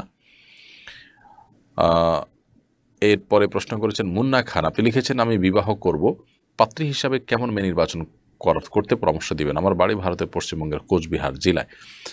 ভাই মুন্না খান, আল্লাহ তাআলা আপনাকে সুপাত্রীর ব্যবস্থা করে দিন এবং সৎ এবং নেককার জীবনসঙ্গীর ব্যবস্থা করে দিন, আমরা মনে প্রাণে দোয়া করি আপনার জন্য। আর সেই সাথে আপনার জন্য পরামর্শ হবে নবী সাল্লাল্লাহু আলাইহি ওয়াসাল্লামের হাদিসের আলোকে আপনি দিনদারিতাকে অগ্রাধিকার দিয়ে আপনার জীবনসঙ্গিনী নির্বাচন করবেন। অর্থাৎ যাকে আপনি বিয়ে করবেন তিনি যেন দিনদার হন, তিনি যেন আল্লাহভীরু হন, তার মধ্যে যেন আল্লাহর ভয় থাকে এবং তিনি যেন দিন শেষে সত্যিকারের দিনদার হন। আমরা অবশ্য আজকাল দিনদারিতার ক্ষেত্রেও, দিনদারিতা নিরূপণ করার ক্ষেত্রে আমরা ভুল করি। ছেলেদের ক্ষেত্রে আমরা অনেকে মনে করি দাড়ি টুপি আছে, নামাজ পড়া, এটাই দিনদারিতার জন্য যথেষ্ট। মেয়েদের ক্ষেত্রে বোরকা আছে, নামাজ কালাম পড়ছে, আমরা মনে করি দিনদারিতার জন্য এটাই যথেষ্ট। অথচ এটা দিনদারিতার একটা আলামত মাত্র, কিন্তু চূড়ান্ত দিনদারিতা হলো একজন মানুষের ভেতর থেকে যখন আল্লাহর কাছে তিনি নিজেকে সমর্পণ করেন, আল্লাহর কাছে নিজেকে যখন উপস্থাপন করেন এবং আল্লাহর কাছে বান্দী হিসাবে যখন নিজেকে তিনি পেশ করেন, তখন তিনি মূলত দিনদার মানুষ হিসাবে চূড়ান্তভাবে তাকে বলা যায়। এবং তার কাছে কোরআন এবং হাদিস আসার পর তিনি আর কোনো যুক্তি পেশ করেন না, বরং কোরআন হাদিসের কাছে নিজেকে সমর্পণ করেন, সোপর্দ করেন, বিনীত করেন, অবনত করেন। এরকম মানুষ হলে তিনি মূলত সত্যিকারের দিনদার। অনেকে আছেন যে বাহ্যিকভাবে তিনি দিনদার, অথচ তার কাজে কর্মে তিনি পরিপূর্ণভাবে কোরআন হাদিসের অনুসারী নন, হালাল হারামের বাছবিচার নেই, আল্লাহর ভয় তার মধ্যে নেই। এরকম যদি হয়, তাহলে সেক্ষেত্রে সেই লোক কখনো প্রকৃত অর্থে দিনদার নয়। নবী সাল্লাল্লাহু আলাইহি ওয়াসাল্লাম বলেছেন, তুনকাহুল মারআতু লিআরবা, মেয়েদেরকে 4টি জিনিস দেখে সাধারণত বিয়ে করা হয়। লিমালিহা ওয়া লিজামালিহা ওয়া হাসাবিহা, কারোর সম্পদ, কারোর বংশমর্যাদা, কারোর সৌন্দর্য দেখে বিয়ে করা হয়। আবার অনেকে দিনদার ধার্মিকতা দেখে বিয়ে করে। তবে নবী সাল্লাল্লাহু আলাইহি ওয়াসাল্লাম বলেছেন, ফাজফা বিযাতিদ দ্বীন, তুমি ধার্মিকতা দেখে বিয়ে করার চেষ্টা করবে, অর্থাৎ এর মাধ্যমে তুমি সফল হওয়ার চেষ্টা করবে। এই জন্য আমাদের প্রচেষ্টা থাকা উচিত যেন আমরা ধার্মিকতাকেই সব কিছুর উপরে অগ্রাধিকার দিই এবং সেটা বিবেচনা করি যেন পাত্র পাত্রী নির্বাচন করি। আল্লাহ তাআলা আমাদেরকে সেই তৌফিক দান করুন। আতাউল হক আপনি লিখেছেন, আমি মিষ্টির দোকানে চাকরি করি। মিষ্টি এবং জিলাপি মাপার সময় কার্টুন সহ মাপা হয়, শরীরের দৃষ্টিতে এটা কি জায়েজ হবে? কার্টুনের ওজন প্রায় 50 গ্রাম।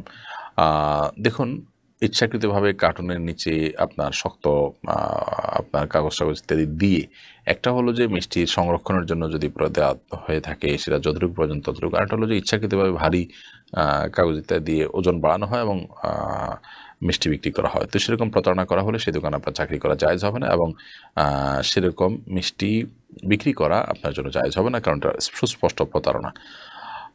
যেটা একেবারে সহনীয় পর্যায়ে, মানে এর নিচে আর সম্ভব না, এটা ওপেন সিক্রেট, সবাই জানে এবং ক্রেতাও জানে যে হ্যাঁ এটার এই পরিমাণ ওজন আছে, তো সেটা থাকলে কোনো অসুবিধা নেই। 50 গ্রামটা সেই জন্য সেক্ষেত্রে সহনীয় কিনা আমি পুরোপুরি শিওর না। যদি এটা সহনীয় হয় এবং এর নিচে আর সম্ভব হয় না, তাহলে সেক্ষেত্রে নিশ্চয়ই ক্রেতা এটাকে মেনে নিয়ে কিনছেন, সেই হিসাবে আপনি এটা বিক্রি করতে পারেন বা দোকানে চাকরি করতে পারেন। এমনি তৌফিকুর রহমান আপনি লিখেছেন, চূড়ান্ত সফলতা কি, তা অর্জনের জন্য আমাদের করণীয় কি? চূড়ান্ত সফলতা হলো জাহান্নাম থেকে মুক্তি লাভ করে জান্নাতি হতে পারা। আল্লাহ সুবহানাহু ওয়া তাআলা বলেছেন, ফামান যুহযিহা আনিন নারি ওয়া উদখিলাল জান্নাতা ফাকাদ ফাজ, যে ব্যক্তিকে জাহান্নাম থেকে মুক্ত ঘোষণা করা হলো এবং জান্নাতে তিনি যেতে পারলেন, এই ব্যক্তি হলেন সত্যিকারের সফল এবং সত্যিকারের সার্থক মানুষ।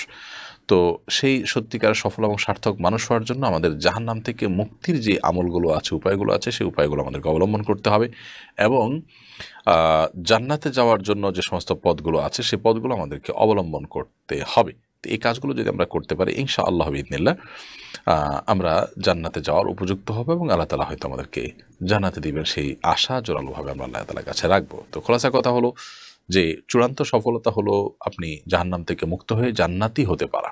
এর জন্য আল্লাহ তাআলার কাছে আমাদের দোয়া এবং অব্যাহত আমল এবং প্রচেষ্টা থাকবে। কোরআন হাদিস জান্নাতে যাওয়ার পথ, জাহান্নাম থেকে মুক্ত থাকার পথগুলো পরিষ্কার করে বাতলে দিয়েছে, শুধুমাত্র অবলম্বন করতে হবে। প্রিয় দর্শক, দেখতে দেখতে আমরা অনুষ্ঠানের মাঝামাঝি পর্যায়ে চলে এসেছি। সময় হয়েছে ছোট্ট একটি বিরতিতে যাওয়ার। আশা করছি বিরতির পর আপনারা আমাদের সঙ্গেই থাকবেন। ফাউন্ডেশন, উম্মার স্বার্থে, সুন্নাহর সাথে। কোরআন মানব জাতির মুক্তির সনদ, কোরআন আমাদের গাইডবুক। অথচ সমাজের খুব কম মানুষই কোরআন বোঝেন বা বোঝার চেষ্টা করেন। বছর জুড়ে কোরআন চর্চার লক্ষ্যে শুরু হলো আস-সুন্নাহ ফাউন্ডেশনের যাবৎকালের সর্ববৃহৎ প্রতিযোগিতা কোরআন বর্ষ। 2024 রমজান থেকে 2025 রমজান পর্যন্ত 6 ধাপে অনুষ্ঠিত হতে যাচ্ছে আল কুরআনুল কারীম পাঠ ও প্রতিযোগিতা। বিজয়ীদের জন্য থাকছে 3টি উমরা, 1টি কম্পিউটার, 5টি ব্যক্তিগত লাইব্রেরি, 6টি কিন্ডেল রিডার সহ 15 লক্ষ টাকার মূল্যবান সব পুরস্কার। আল্লাহ সুবহানাহু ওয়া তাআলা আমাদেরকে ভালো কাজে একে অন্যের সঙ্গে প্রতিযোগিতায় অবতীর্ণ হওয়ার নির্দেশ করেছেন। সুতরাং আসুন কোরআন চর্চার এই মহা আয়োজনে, কোরআনের এই বিশাল প্রতিযোগিতায় সামিল হয়ে নিজেদেরকে কোরআনের জ্ঞানে সমৃদ্ধ করি, জীবনকে করি কোরআনময়। পার্থিব সমস্ত মহামূল্যবান পুরস্কার জেতার পাশাপাশি আল্লাহ সুবহানাহু ওয়া তাআলার কাছ থেকে অফুরন্ত বিনিময় লাভের এই সুযোগটি যেন আমাদের কারোর হাতছাড়া না হয়। তাহলে আর দেরি নয়, শুরু করুন এখনই কোরআন বর্ষ, বছরব্যাপী কোরআন চর্চার এক অনন্য আয়োজন। প্রিয় দর্শক, বিরতির পর আবার আপনাদেরকে স্বাগতম জানাচ্ছি শরীর সমাধান অনুষ্ঠানে। আপনারা দেখছেন আস-সুন্নাহ ফাউন্ডেশন আয়োজিত সাপ্তাহিক সরাসরি প্রশ্ন উত্তরমূলক অনুষ্ঠান শরীর সমাধানের 223তম পর্ব। আজকের পর্বে ইতোমধ্যে আমরা অনেকগুলো প্রশ্ন উত্তর দিয়েছি আলহামদুলিল্লাহ, এবং আরও অনেকেই প্রশ্ন করছেন। আপনাদের প্রশ্নগুলো আমরা যথাসম্ভব উত্তর দেওয়ার চেষ্টা করছি। পারভেজ হোসেন আপনি লিখেছেন, ফরিদপুরে 2জন মুসলিম শ্রমিককে হত্যা করা হলো, এ বিষয়ে মিডিয়া সম্পূর্ণ নিশ্চুপ, বিষয়টাকে আপনি কিভাবে দেখেন? এরকম পরিস্থিতি আমাদের করণীয় কি? ভাই পারভেজ হোসেন, ফরিদপুরে আমরা নির্মমভাবে 2জন নির্মাণ শ্রমিককে, সহোদর ভাই তারা, একই ঘরের 2জন অভাবী পরিবারের দুজন ভাইকে নির্মমভাবে পিটিয়ে হত্যা করার মতো নির্মমতা আমরা দেখতে হয়েছে। এবং এটা নেতৃত্ব দিয়েছেন একজন ইউনিয়ন পরিষদ মেম্বার, যিনি হিন্দু ধর্মাবলম্বী। তাদের নামে মিথ্যা অভিযোগ দায়ের করা হয়েছিল যে তারা মন্দিরে আঘাত করেছেন এবং মন্দিরে আগুন জ্বালিয়েছেন, ধ্বংসযজ্ঞ চালিয়েছেন, যেটি সর্বমিথ্যা হিসাবে ইতিমধ্যে সবার কাছে পরিষ্কার হয়ে গেছে। তো এই বিষয়ে আমরা যতটুকু জানার চেষ্টা করেছি, মিডিয়াতে যে খুব বেশি উঠে এসেছে তা নয়, এবং মিডিয়াতে খুবই কম কভারেজ পেয়েছে এই ঘটনা। হয়তোবা এটাকে কেন্দ্র করে কোনো প্রকার ধর্মীয় অসহিষ্ণুতা ছড়িয়ে পড়ে কিনা, সেজন্য তারা এটাকে নিশ্চুপ ছিলেন। কিন্তু এর বিপরীতে যদি কোনো মুসলিম এরকম কিছু করতেন, তাহলে সেক্ষেত্রে সেটা নিয়ে তারা তুলকালাম কাণ্ড করত। তো এক্ষেত্রে অবশ্য এক্সট্রিম মিডিয়ার উদ্দেশ্য নিয়ে প্রশ্ন তোলাই যায় যে তারা আসলে কি চাচ্ছেন বা তাদের দুর্বিসন্ধির জায়গাটা কোনটি, সেটি বোধহয় আমাদের অনেকের কাছে ইতিমধ্যে পরিষ্কার হয়ে গেছে। যাই হোক, তো এ বিষয়ে আমরা জানার চেষ্টা করেছি, সেখানে সরজমিনে যারা দেখতে গিয়েছেন এরকম দায়িত্বশীল মানুষদের সাথে আমরা কথা বলেছি, জানার চেষ্টা করেছি। তাতে আমাদের কাছে যেটা মনে হয়েছে তা হলো যে সেখানে বা তারা যে তথ্য আমাদেরকে দিয়েছেন সেখানে সরজমিনে তদন্ত করে সেটি হলো যে এটি ধর্মীয় কোনো আপনার মারামারি বা ধর্মীয় কোনো কি বলে এটাকে উগ্রতা থেকেই সৃষ্টি হয়নি। মূলত সৃষ্টি হয়েছে সেই ইউনিয়ন পরিষদ এলাকা, হিন্দু প্রধান এলাকা, হিন্দুদের পরিমাণ সেখানে বেশি। ইউনিয়ন পরিষদের মেম্বার, যিনি হিন্দু ধর্মাবলম্বী, তিনি এখানে নির্মাণ কাজ চলাকালে বাধা সৃষ্টি করেছেন, চাঁদা দাবি করেছেন, এবং এখানে তার স্বার্থ জড়িয়েছিল। তো তার সেটিকে, সেই স্বার্থকে বা তার সেই চাওয়াকে উপেক্ষা করে সেখানে টয়লেট নির্মাণ করা হচ্ছিল প্রতিষ্ঠানের, এবং সেটা মন্দিরের খুব কাছেই। যখন মন্দিরে আগুনের ঘটনা ঘটলো, সেটি ব্যাপার ইতিমধ্যে আমরা অনেকে দেখেছি বিভিন্ন নিউজ, যে সেখানে আসলে মুসলমানদের কোনো ভূমিকাই ছিল না। যাই হোক, তো সেটাকে উদুরপিণ্ডি বুদুর ঘাড়ে চাপিয়ে এই নিরীহ নির্মমভাবে আপনার এই শ্রমিকদেরকে হত্যা করার উদ্যোগ নিয়েছেন সেই ইউনিয়ন পরিষদের সেই সদস্য। চেয়ারম্যানের নেতৃত্বে মারধর শুরু হয় এবং পরবর্তীতে হিন্দুরা এসে সেখানে যোগ দিয়ে তাদেরকে মেরে ফেলা হয়। দুটি প্রাণ কীভাবে মেরে ফেলা হবে এবং পুরো আপনার মিডিয়া জগৎ অনেকটা চুপচাপের মতো থাকবে, এটি আসলে কোনো সভ্য সমাজেতে গ্রহণযোগ্য হতে পারে না। খুবই দুঃখজনক বিষয়টি। যদিও ধর্মীয় আপনার উগ্রতা থেকেই সৃষ্টি হয়নি, কিন্তু শেষ পর্যন্ত সেটাকে ধর্মীয় উগ্রতার প্রলেপই দেওয়া হয়েছে, অর্থাৎ ধর্মকে ব্যবহার করা হয়েছে এখানে দুজন মুসলিমকে হত্যা করবার জন্য। এদেশের মানুষ, আমি বরাবর বলি যে খুবই সাম্প্রদায়িক সম্প্রীতি মেনে চলা মানুষ। এর অন্যতম কারণ হয়ে দেশে ওলামা ইকরাম সর্বস্তরের সাধারণ মানুষকে সবসময় শান্ত এবং সহিষ্ণু থাকতে শিক্ষা দেন। আমরা আমাদের পার্শ্ববর্তী দেশ ভারতের কথা বলি, কী পরিমাণ দাঙ্গা সেখানে হয়ে থাকে, সেখানে সংখ্যালঘুদের উপর কী পরিমাণ নিপীড়ন চলে এবং প্রতিনিয়ত সেখানে কী পরিমাণ হত্যাযজ্ঞ চলে সামান্য ঠুনকো অজুহাতে। সেখানে আমাদের এদেশে আলহামদুলিল্লাহ সংখ্যালঘু হিন্দুরা, অন্য ধর্মাবলম্বীরা মুসলমানদের কাছে অনেক বেশি নিরাপদ আলহামদুলিল্লাহ। বিচ্ছিন্ন যে সমস্ত ঘটনাগুলো ঘটে এগুলোর বেশিরভাগই হয় হিন্দুদেরই নিজেদের আভ্যন্তরীণ কোন্দল, অথবা কেউ এখান থেকে সুবিধা আদায়ের চেষ্টা করে কিংবা কোনো রাজনৈতিক উদ্দেশ্য হাসিলের জন্য এগুলো করে থাকে। সেটি আমাদের কারোর কাছে এখন আর অপরিষ্কার নয়, বারবার এগুলো প্রমাণিত হয়ে গেছে ইতিমধ্যে। এরপরও যে কোনো মুসলিম ভুল করছে না তা না, কিন্তু সব পরিমাণে সেটা এতই কম যে আসলে উল্লেখ করার মতো নয়। এরকম একটা জায়গায় এই ধরনের বিষয়কে যদি শক্ত হাতে দমন করা না হয়, দৃষ্টান্তমূলক শাস্তি দেওয়া না হয়, তাহলে মানুষের কাছে ভুল বার্তা যাবে এবং মানুষ ভুল মেসেজ নেবে এবং এগুলো অত্যন্ত ভয়াবহ আকার পরিগ্রহ করতে পারে। সেজন্য দায়িত্বশীলতার সাথে বিষয়গুলোকে দেখবেন এবং বিবেচনা করবেন, উপযুক্ত শাস্তি নিশ্চিত করবেন দ্রুততম সময়ে অপরাধীদেরকে। নিশ্চয়ই ইউনিয়ন পরিষদের মেম্বার, চেয়ারম্যান যারাই জড়িত থাকেন তাদের হীনস্বার্থ চরিতার্থ করবার জন্য এখানে ধর্মকে টেনে এনে নির্মমভাবে দুজন মুসলিম শ্রমিককে যে খুন করা হলো, এটার মানে দ্রুততার সাথে বিচার হওয়া এবং বিচার শাস্তি কার্যকর করা উচিত। তা না হলে মানুষ ভুল বুঝবে, ভুল বার্তা যাবে এবং ইতিমধ্যে নানা রকমের বার্তা ছড়াচ্ছে এবং এটা আমাদের কারোর জন্য ভালো কিছু বয়ে আনবে না।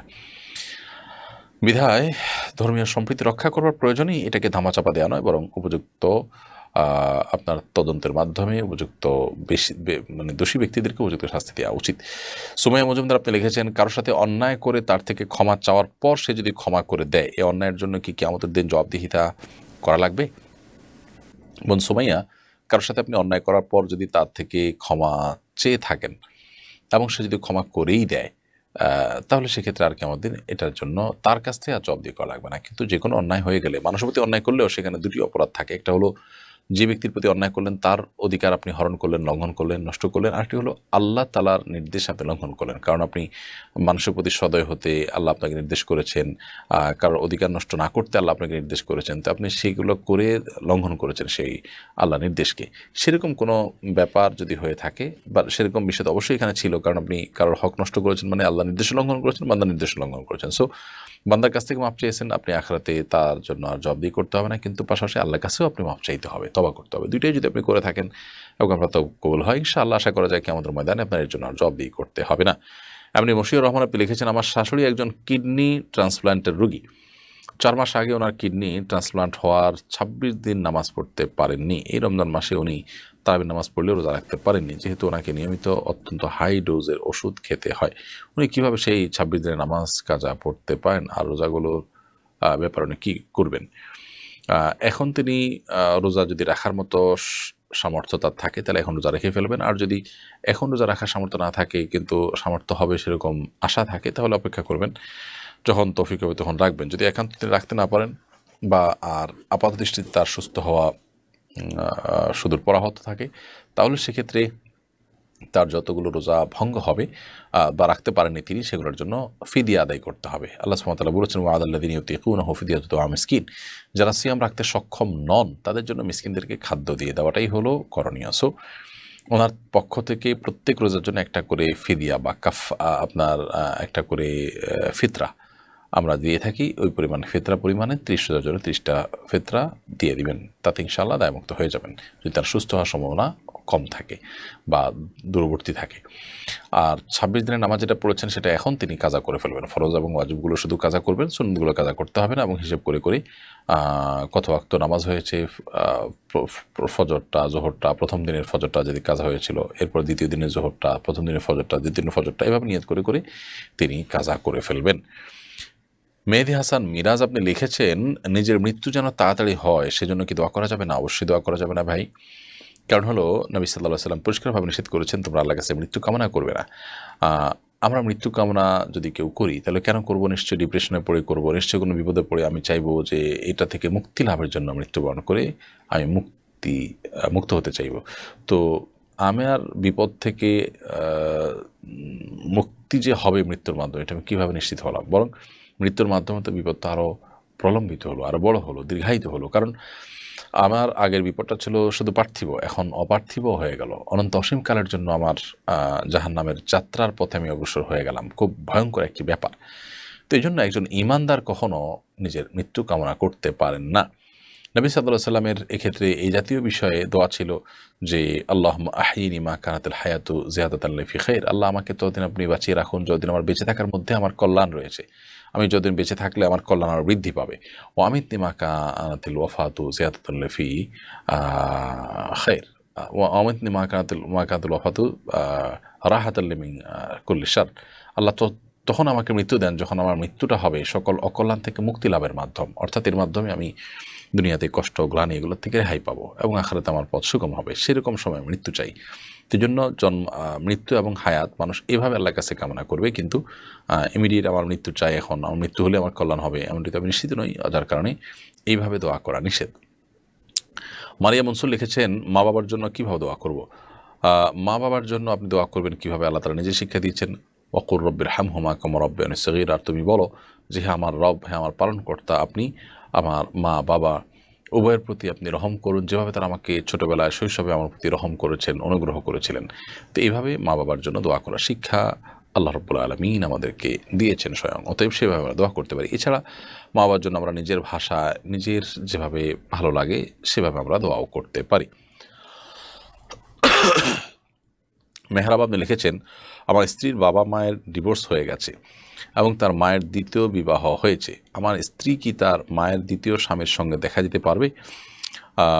আপনার স্ত্রীর বাবা মায়ের মধ্যে যদিও ডিভোর্স হয়ে গেছে এবং মায়ের দ্বিতীয় বিয়ে হয়েছে, আপনার স্ত্রী তার মায়ের দ্বিতীয় স্বামীর সঙ্গে অবশ্যই দেখা দিতে পারবে। কারণ হলো মায়ের স্বামী তিনি যদি আপনার আপন বাবা নাও হন, তারপর তিনি এক ধরনের বাবা। মায়ের স্বামী হওয়ার কারণেই আপনার সাথে তার সন্তান এবং পিতা সুলভ এক ধরনের সম্পর্ক তৈরি হয়, যার কারণে তার সাথে দেখা দিতে পারবেন। এরপরে প্রশ্ন করছেন আপনি মানিক আহমেদ, আপনি লিখেছেন ওয়াহাবি কারা, এরা কি মুসলিম? অনলাইনে দেখলাম এক বক্তা সুন্নি তরিকায় যোগ দিলেন কালিমা পড়ে নতুনভাবে মুসলিম হয়ে, এ বিষয়ে যদি কিছু বলতেন। খুবই দুঃখজনক একটি ব্যাপার। ওয়াহাবি বলা হয় সৌদি আরবের আব্দুল ওয়াহাব নজদি রাহিমাহুল্লাহ, একজন আলিম, একজন দায়ী ছিলেন। তাকে নিয়ে নানামুখী চিন্তাভাবনা, নানা ধরনের চিন্তাধারা আছে, কিন্তু দিন শেষে তিনি যে মুসলিম ছিলেন এবং তার যে অনেক ভালো কর্ম ছিল সে ব্যাপারে কোনো সন্দেহ রাখবার কোনো সুযোগ নেই। তাওহীদ এবং সুন্নাতের পথে দাওয়াত দিতেন, বিদআতের ব্যাপারে কঠোর এবং শিরকের ব্যাপারে কঠোর ছিলেন। দিন শেষে তিনি মানুষ ছিলেন, তার সমালোচনার জায়গা থাকতে পারে, কিন্তু তার যে মূল পরিচয় সেটি পরিষ্কার। তো সাধারণত আমাদের দেশে যারা তাওহীদ এবং শিরকের ব্যাপারে সচেতন, শিরক থেকে বেঁচে থেকে তাওহীদকে প্রতিষ্ঠা করতে চায়, বেদাত থেকে বেঁচে থেকে সুন্নাহকে প্রতিষ্ঠা করতে চায়, তাদেরকে আমাদের দেশে চট্টগ্রাম অঞ্চলের দিকে সাধারণত ওয়াহাবি বলে আপনার ট্রল করা হয়, অর্থাৎ আব্দুল ওয়াহাব নজরুল অনুসারী বলে দাবি করা হয়। ওয়াহাব আল্লাহ তাআলার গুণবাচক নাম। ওয়াহাবি হওয়া মানে আল্লাহওয়ালা হওয়া, সে অর্থেও হয়, যদিও সে অর্থে বলা হয় না। তো যাই হোক, কেউ আপনার ওয়াহাবি হলে তিনি অমুসলিম এমনটি মনে করার কারণ নেই। আর যারা নিজেদেরকে সুন্নি দাবি করছেন, মানে ওয়াহাবির বিপরীতটা দাবি করছেন, তারা নিজেদেরকে মনে করছেন যে তারা কোরআন হাদিসের অনুসারী, তারা সুন্নাহর অনুসরণ করছেন। এই ভাইদের মধ্যে যেরকম ভুল ত্রুটি আছে, ত্রুটিটা কোনো পর্যায়ে ঈমান চলে যাওয়ার মতো পর্যায়ে হয়ে যেতে পারে যদি শিরক হয়ে যায়। বাকি সবাই তো সে পর্যায়ে না, নিশ্চয়ই অনেকে আছেন যারা আসলে শিরকের পর্যায়ে যান নাই, তারা আমাদের মুসলিম ভাই। সো এখানে কালিমা পড়ে ইসলাম গ্রহণ করার ইস্যু আসলে নেই, বা এটা প্রযোজ্য হয় না। এখানে যদি এরকম কিছু হয়ে থাকে সেটা দুর্ভাগ্য ছাড়া আর কিছুই নয়, এটা বাড়াবাড়ি ছাড়া আর কিছুই নয়। আল্লাহ তাআলা আমাদেরকে আমাদের পারস্পরিক যে মতপার্থক্যের জায়গাগুলো আছে, ভিন্ন মতের জায়গাগুলো আছে, সেগুলোকে আমরা সহনীয় পর্যায়ে দেখার তৌফিক দান করুন। আমরা যেন সেগুলোকে বাড়াবাড়ি করে সীমা ছাড়িয়ে না যাই এবং এটিকে হাস্যকর পর্যায়ে নিয়ে না যাই। আল্লাহ তাআলা আমাদের সবাইকে সে ধৈর্য সহ্য দান করুন এবং সেই বোধ শক্তি দান করুন। এমডি মনারুল ইসলাম, আপনি লিখেছেন নামাজ পড়া ছাড়া কি জান্নাতে যাওয়া যাবে? নামাজ পড়া ছাড়া জান্নাতে যাওয়া যাবে কিনা? একজন মানুষ ঈমান এনেছেন, ঈমান আনার পর নামাজের ওয়াক্ত হওয়ার আগেই তিনি মৃত্যুবরণ করলেন, বা নামাজ পড়ার সুযোগ পাওয়ার আগে মৃত্যুবরণ করেন, তিনি জান্নাতে যেতেও পারেন। কিন্তু কেউ নামাজের সুযোগ পেয়েছেন, তিনি মুসলমান, অবলীলায় একটার পর একটা ওয়াক্ত নামাজ নষ্ট করছেন, এরপর তিনি জান্নাতে যাওয়ার প্রত্যাশা জোরালোভাবে করতে পারেন না। ইমাম আবু হানিফা রাহিমাহুল্লাহ সহ অনেক ইমামদের মতেই যদি কেউ ঈমান আনার পর নামাজ ত্যাগ করেন বা নামাজ অবহেলা করেন, কিন্তু তার ভিতরে নামাজ না পড়ার কারণে অপরাধ বোধ থেকে থাকে, তাহলে অবশ্যই তিনি অপরাধ বোধ যে আছে এই কারণে মুসলিম, এবং সেই হিসাবে আল্লাহ তাআলা চাইলে তার অপরাধ মাফ করে তাকে জান্নাত দিতে পারেন, সেই সম্ভাবনা থাকে। বাট কোরআন এবং হাদিসকে আমরা যদি অ্যানালাইসিস করি তাহলে দেখি যে ইচ্ছাকৃতভাবে ঠান্ডা মাথায় নামাজ ত্যাগকারী ব্যক্তি, তার জন্য জান্নাতের পথ অত্যন্ত কঠোর। এবং আল্লাহ তাআলা কোরআনে কারিমে বলেছেন যে জাহান্নামীদেরকে জান্নাতীরা কিয়ামতে যখন তারা জাহান্নামের আযাবে ভোগ থাকবে, তখন তাদেরকে জিজ্ঞাসা করবেন যে মা সালাকাকুম ফি সাকার, তোমাদেরকে জাহান্নামে কিসে নিক্ষেপ করেছে? তখন তারা বলবে ক্বালু লাম নাকু মিনাল মুসাল্লিন, আমরা নামাজই ছিলাম না, এই কারণে আমাদেরকে জাহান্নামে আসতে হয়েছে। এখান থেকে বোঝা যায় যে জান্নাতে যাওয়ার আশা করা সুদূর পরাহত যদি কেউ ইচ্ছাকৃত ঠান্ডা মাথায় নামাজ ত্যাগ করে। আল্লাহ তাআলার রহমত অনুগ্রহ হলে জাস্ট ইমানের ভিত্তিতে আল্লাহ তাআলা কাউকে চাইলে মাফ করে দিতে পারেন, সেটা অপশনাল। কিন্তু কোরআন হাদিস বলছে যে নামাজ ইচ্ছাকৃতভাবে ত্যাগ করা ব্যক্তি জাহান্নামে যাবে। সো আমাদের সতর্ক থাকতে হবে, এবং জান্নাতে যাওয়ার আশা করে বসে থাকলাম আর নামাজ পড়লাম না, এটা হলো এক ধরনের গাছ লাগিয়ে আরেক ধরনের ফসল আশা করার মতো। আখি আক্তার, আপনি লিখেছেন আলহামদুলিল্লাহ, আমি পরীক্ষায় অন্যটা দেখে লিখি না, কারণ আমি জানি এটা হারাম। কিন্তু অনেক সময় আমার আশপাশের লোকজন অন্য কাউকে প্রশ্ন করে উত্তর বলার সময় সেই উত্তরটা আমি শুনে ফেলি, আমি সেই উত্তরটা নিজের খাতায় লিখলে কেমন গুনাহ হবে? ইচ্ছার বাইরে যদি এরকম হয় যে আপনি জেনে গেছেন, এখন জেনে যাওয়ার পরে আপনি তো আর ভুল লিখবেন না, তাহলে সেটা আপনার জন্য জায়েজ হতে পারে। কিন্তু আপনি ইচ্ছাকৃতভাবে কারোর খাতা দেখবেন না, সেটাই হলো মূল বিষয়। আপনি কারোর খাতা দেখছেন না, দেখেননি, কিন্তু আপনার জানা হয়ে গেছে যে কোনোভাবে আপনি লিখেছেন, আশা করা যায় এর কারণে আপনি গুনাহগার হবেন না। এরপরে সঞ্জারা রিয়া, আপনি লিখেছেন আমার 2টা ভাই সোমবার বৃহস্পতিবারে মারা যায়, এই জন্য আম্মু নিয়ত করেন এই 2 দিন সপ্তাহে রোজা রাখবেন। প্রশ্ন হলো ঋতুস্রাবের সময় এগুলো তো রাখতে পারেন না, এই রোজাগুলো রাখার নিয়ম কি? তাছাড়া ওনার অনেক ভাঙতি রোজা বাকি, ভাঙতি রোজা থাকলে সেগুলো আগে রাখতে হবে, সেই রোজাগুলো আগে না রেখে তিনি অন্য কোনো রোজা রাখাটা তার জন্য সমীচীন হবে না। কারণ হলো ফরজ রোজা রেখে তার জন্য নফল রোজা রাখার সুযোগ নেই। এমনিতে সোমবার বৃহস্পতিবার রোজা রাখা সুন্নাত, নবী সাল্লাল্লাহু আলাইহি ওয়াসাল্লাম সেটা রাখতেন, এবং সে নিয়তে রাখলে তার সওয়াব হবে। সন্তান মারা গেছে সেই জন্য আসলে ওই দিন রোজা রাখার বিশেষ কোনো তাৎপর্য শরীরের দৃষ্টিকোণ থেকে নেয়। তারপর তিনি তাদের সন্তানদের মাগফিরাতের জন্য তিনি রোজা রাখতে চাইলে সেটা একান্তই তার ব্যাপার, কিন্তু এটাকে শরীয়র অংশ বা অপরিহার্য অংশ বানিয়ে ফেলা উচিত হবে না। আর যখন মাসিক হবে তখন তার জন্য রোজা রাখা নাজায়েজ এবং গুনাহের কথা, সো ওই সময় তিনি কোনো অবস্থাতে রোজা রাখবেন না। এরপরে অর্পিতা অর্পি আপনি লিখেছেন, আমি রোজা অবস্থায় ঠোঁটের চামড়ার ক্ষুদ্রাংশ গিলে ফেলার আশঙ্কা করছি। এমন অবস্থায় আমি রোজাটি সম্পন্ন করেছি, এখন কি রোজাটি পুনরায় কাজা করতে হবে? এছাড়াও অনেক সময় রোজা রাখা অবস্থায় মুখের মাঝে মাঝে নাক দিয়ে টক পানি চলে আসে, যা ফেলার জন্য বুঝে ওঠার আগেই ভিতরে চলে যায়। এমন রোজাসমূহ রাখা সত্ত্বেও কি পুনরায় তা কাজা করতে হবে? বোনর পিতা, না, এরকম রোজা আপনাকে কাজা করতে হবে না। আপনার ঠোঁটের চামড়া আপনার ইচ্ছার বাইরে খসে পড়ে যদি পেটে চলে যায়, ইনশাআল্লাহর কারণে আপনার রোজা ভঙ্গ হবে না। আর নাকের পানি যদি আপনার পেটে যায়, তাতেও আপনার রোজা ভঙ্গ হবে না। ইচ্ছাকৃতভাবে আমরা চেষ্টা করবো এই জিনিসগুলোর জন্য ভেতরে না যায়, কিন্তু ইচ্ছার বাইরে যদি চলে যায়, ইনশাআল্লাহ এরগুলোর কারণে রোজা ভঙ্গ হবে না। নুসরাত জাহান রিফা লিখেছেন, মৃত ব্যক্তির পক্ষ থেকে বদলি হজ ও কোরবানির পদ্ধতিটা বিস্তারিত জানতে চাই। মৃত ব্যক্তির পক্ষ থেকে বদলি হজ করতে পারেন যদি তিনি ওসিয়ত করে যেয়ে থাকেন যে আমি হজ করতে যদি না পারি আমার সম্পদ থেকে তোমরা হজের ব্যবস্থা করবে, তখন তার পক্ষ থেকে বদলি হজের ব্যবস্থা করা ওয়াজিব সন্তানদের উপর। আর যদি তিনি সেটা না করে যান, এমনিতেই সন্তানরা সব প্রণোদিত হয়ে তার পক্ষ থেকে হজ, বা সন্তান বা আত্মীয়স্বজন কেউ স্বপ্রণোদিত হয়ে যদি তার পক্ষ থেকে বদলি হজের ব্যবস্থা করেন, সেটা করতে পারেন। এক সাহাবী তা নবী সাল্লাল্লাহু আলাইহি ওয়াসাল্লামকে জিজ্ঞাসা করেছেন তার মা সম্পর্কে, যে হে আল্লাহ রাসূল, আমার মা মারা গেছেন, আফা আহুজ্জু আনহা, আমি কি তার পক্ষ থেকে হজ করতে পারি? নবী সাল্লাল্লাহু আলাইহি ওয়াসাল্লাম বলেন, নাম, হ্যাঁ তুমি করতে পারো। তো এই জন্য মৃত ব্যক্তির তরফ থেকে বদলি হজ করা যায়। ঠিক একইভাবে কোরবানিও করা যায়। নবী করিম সাল্লাল্লাহু আলাইহি ওয়াসাল্লাম ইব্রাহিম আলাইহিস সালামের পক্ষ থেকে কোরবানি করেছেন, তিনি মৃত, তো মৃত ব্যক্তির তরফ থেকে কোরবানিও করা যায়, হজও করা যায়। আতহারুল ইসলাম মানিক আপনি লিখেছেন, কোথাও পানি নাই, শরীর পাক করার মতো কোনো ব্যবস্থা নেই, নামাজের সময় হয়ে গেছে, এখন নাপাক অবস্থায় নামাজ আদায় করা যাবে কি না? যদি কোথাও পানি না থাকে, আশেপাশে দীর্ঘ পথ খুঁজেও পানি পাওয়ার কোনো সম্ভাবনা না থাকে, পুরো 1 মাইল এরিয়ার মধ্যে আপনি কয়েক মাইল এরিয়ার মধ্যে পানি পাওয়ার সম্ভাবনা যদি দেখেন যে নাই, ক্ষীণ হয়ে গেছে, তখন আপনি তায়াম্মুম করে নামাজ পড়বেন। নাপাক অবস্থায় নামাজ পড়বেন না, বরং তায়াম্মুম করে নামাজ পড়বেন। মাটি বা মাটি জাতীয় কোনো বস্তুতে হাত দিয়ে আপনি মুখ এবং হাত মাসা করে তারপর আপনি নামাজ পড়বেন। তোহা জান্নাত আপনি লিখেছেন, মাগরিবের সময় ঘরের সামনের দরজা খোলা রাখতে হয় এবং পেছনের দরজা বন্ধ রাখতে হয়, ধারণা কতটুকু যুক্তিযুক্ত? না, এর সাথে কোরআন হাদিসের কোনো সম্পর্ক নেই, এটি নিছকই আমাদের মন গড়া ধারণা মাত্র। মাগরিবের সময় সামনের দরজা খোলা রাখতে হয়, পিছনের দরজা বন্ধ রাখতে হয়, বা সামনেরটা বন্ধ পিছনের খোলা রাখতে হয়, এরকম কোনো কথা নেই। তবে এটা ঠিক যে সন্ধ্যার সময় বাচ্চাদেরকে, শিশুদেরকে বাহিরে বিচরণ করতে দেওয়া উচিত নয়, বাইরে নিয়ে যাওয়া উচিত নয়। এই সময়গুলোতে দুষ্ট জিন বা শয়তানের অনেক বেশি বিচরণ হয়ে থাকে, বাচ্চাদের ক্ষতির কারণ হতে পারে। এই জায়গা থেকে হাদিসে বাচ্চাদেরকে এই সময়টাতে বাসার বাইরে রাখতে নিষেধ করা হয়েছে। এর বাইরে আপনার দরজা এটা খোলা যাবে ওটা খোলা যাবে না, এমন কোনো কথা বলা নেই। এরপরে প্রশ্ন করেছেন নাজমুন সুলতানা, আপনি লিখেছেন, কোনো ব্যক্তির প্রচুর পরিমাণ ঋণ থাকলে তার কি কোরবানি দেওয়া জায়েজ আছে? অপারগ হলে কি করা উচিত?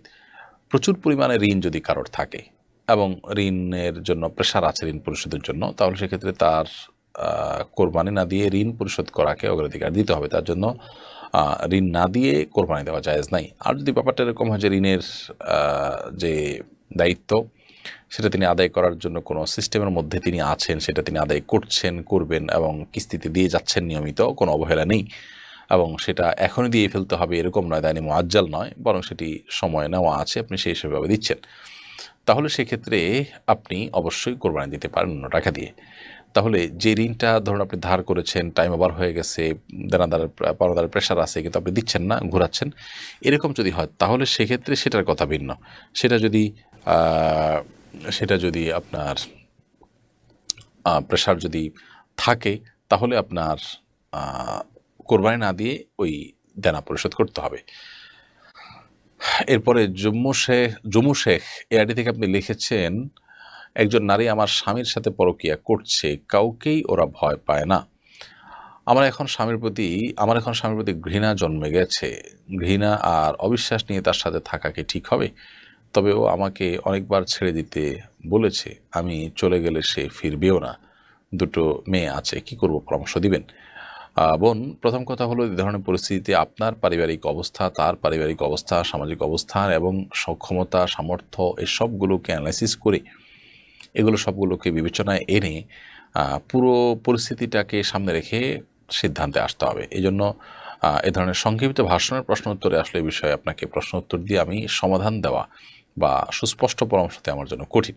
আমি শুধুমাত্র আপনাকে গাইডলাইন দিতে পারি। প্রথমত বলবো যে আপনি বিচক্ষণ, বিদগ্ধ এক বা একাধিক আলেমের দ্বারা গঠিত বোর্ডে কিংবা এক বা একাধিক আলেমের কাছে আপনি যাবেন, ভালো কোনো মসজিদের ইমাম খতিবদের সাথে কথা বলে আপনি পুরো পরিস্থিতিটা বলার চেষ্টা করবেন এবং আপনার পুরো জিনিসটাকে আপনি নিজে পরিষ্কার হবেন, তাদের কাছে পরিষ্কার করবেন।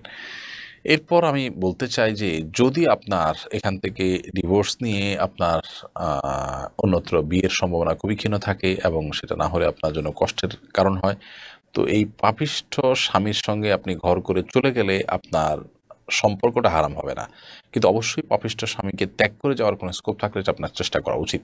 কারণ যদি তার পাপ থেকে ফিরে আসার কোনো পথ আপাত দৃষ্টিতে আপনি দেখতে না পান, তাহলে সেক্ষেত্রে এই মন্দ মানুষের সঙ্গে না থেকে আপনি আল্লাহর উপর ভরসা করে আপনার পথ আপনি ধরতে পারেন। কিন্তু পুরো বিষয়টা নির্ভর করবে পরিস্থিতিটা কেমন, কতটা সংশোধনযোগ্য এবং আপনার অবস্থা কী, তার অবস্থান কী, এটার উপরে।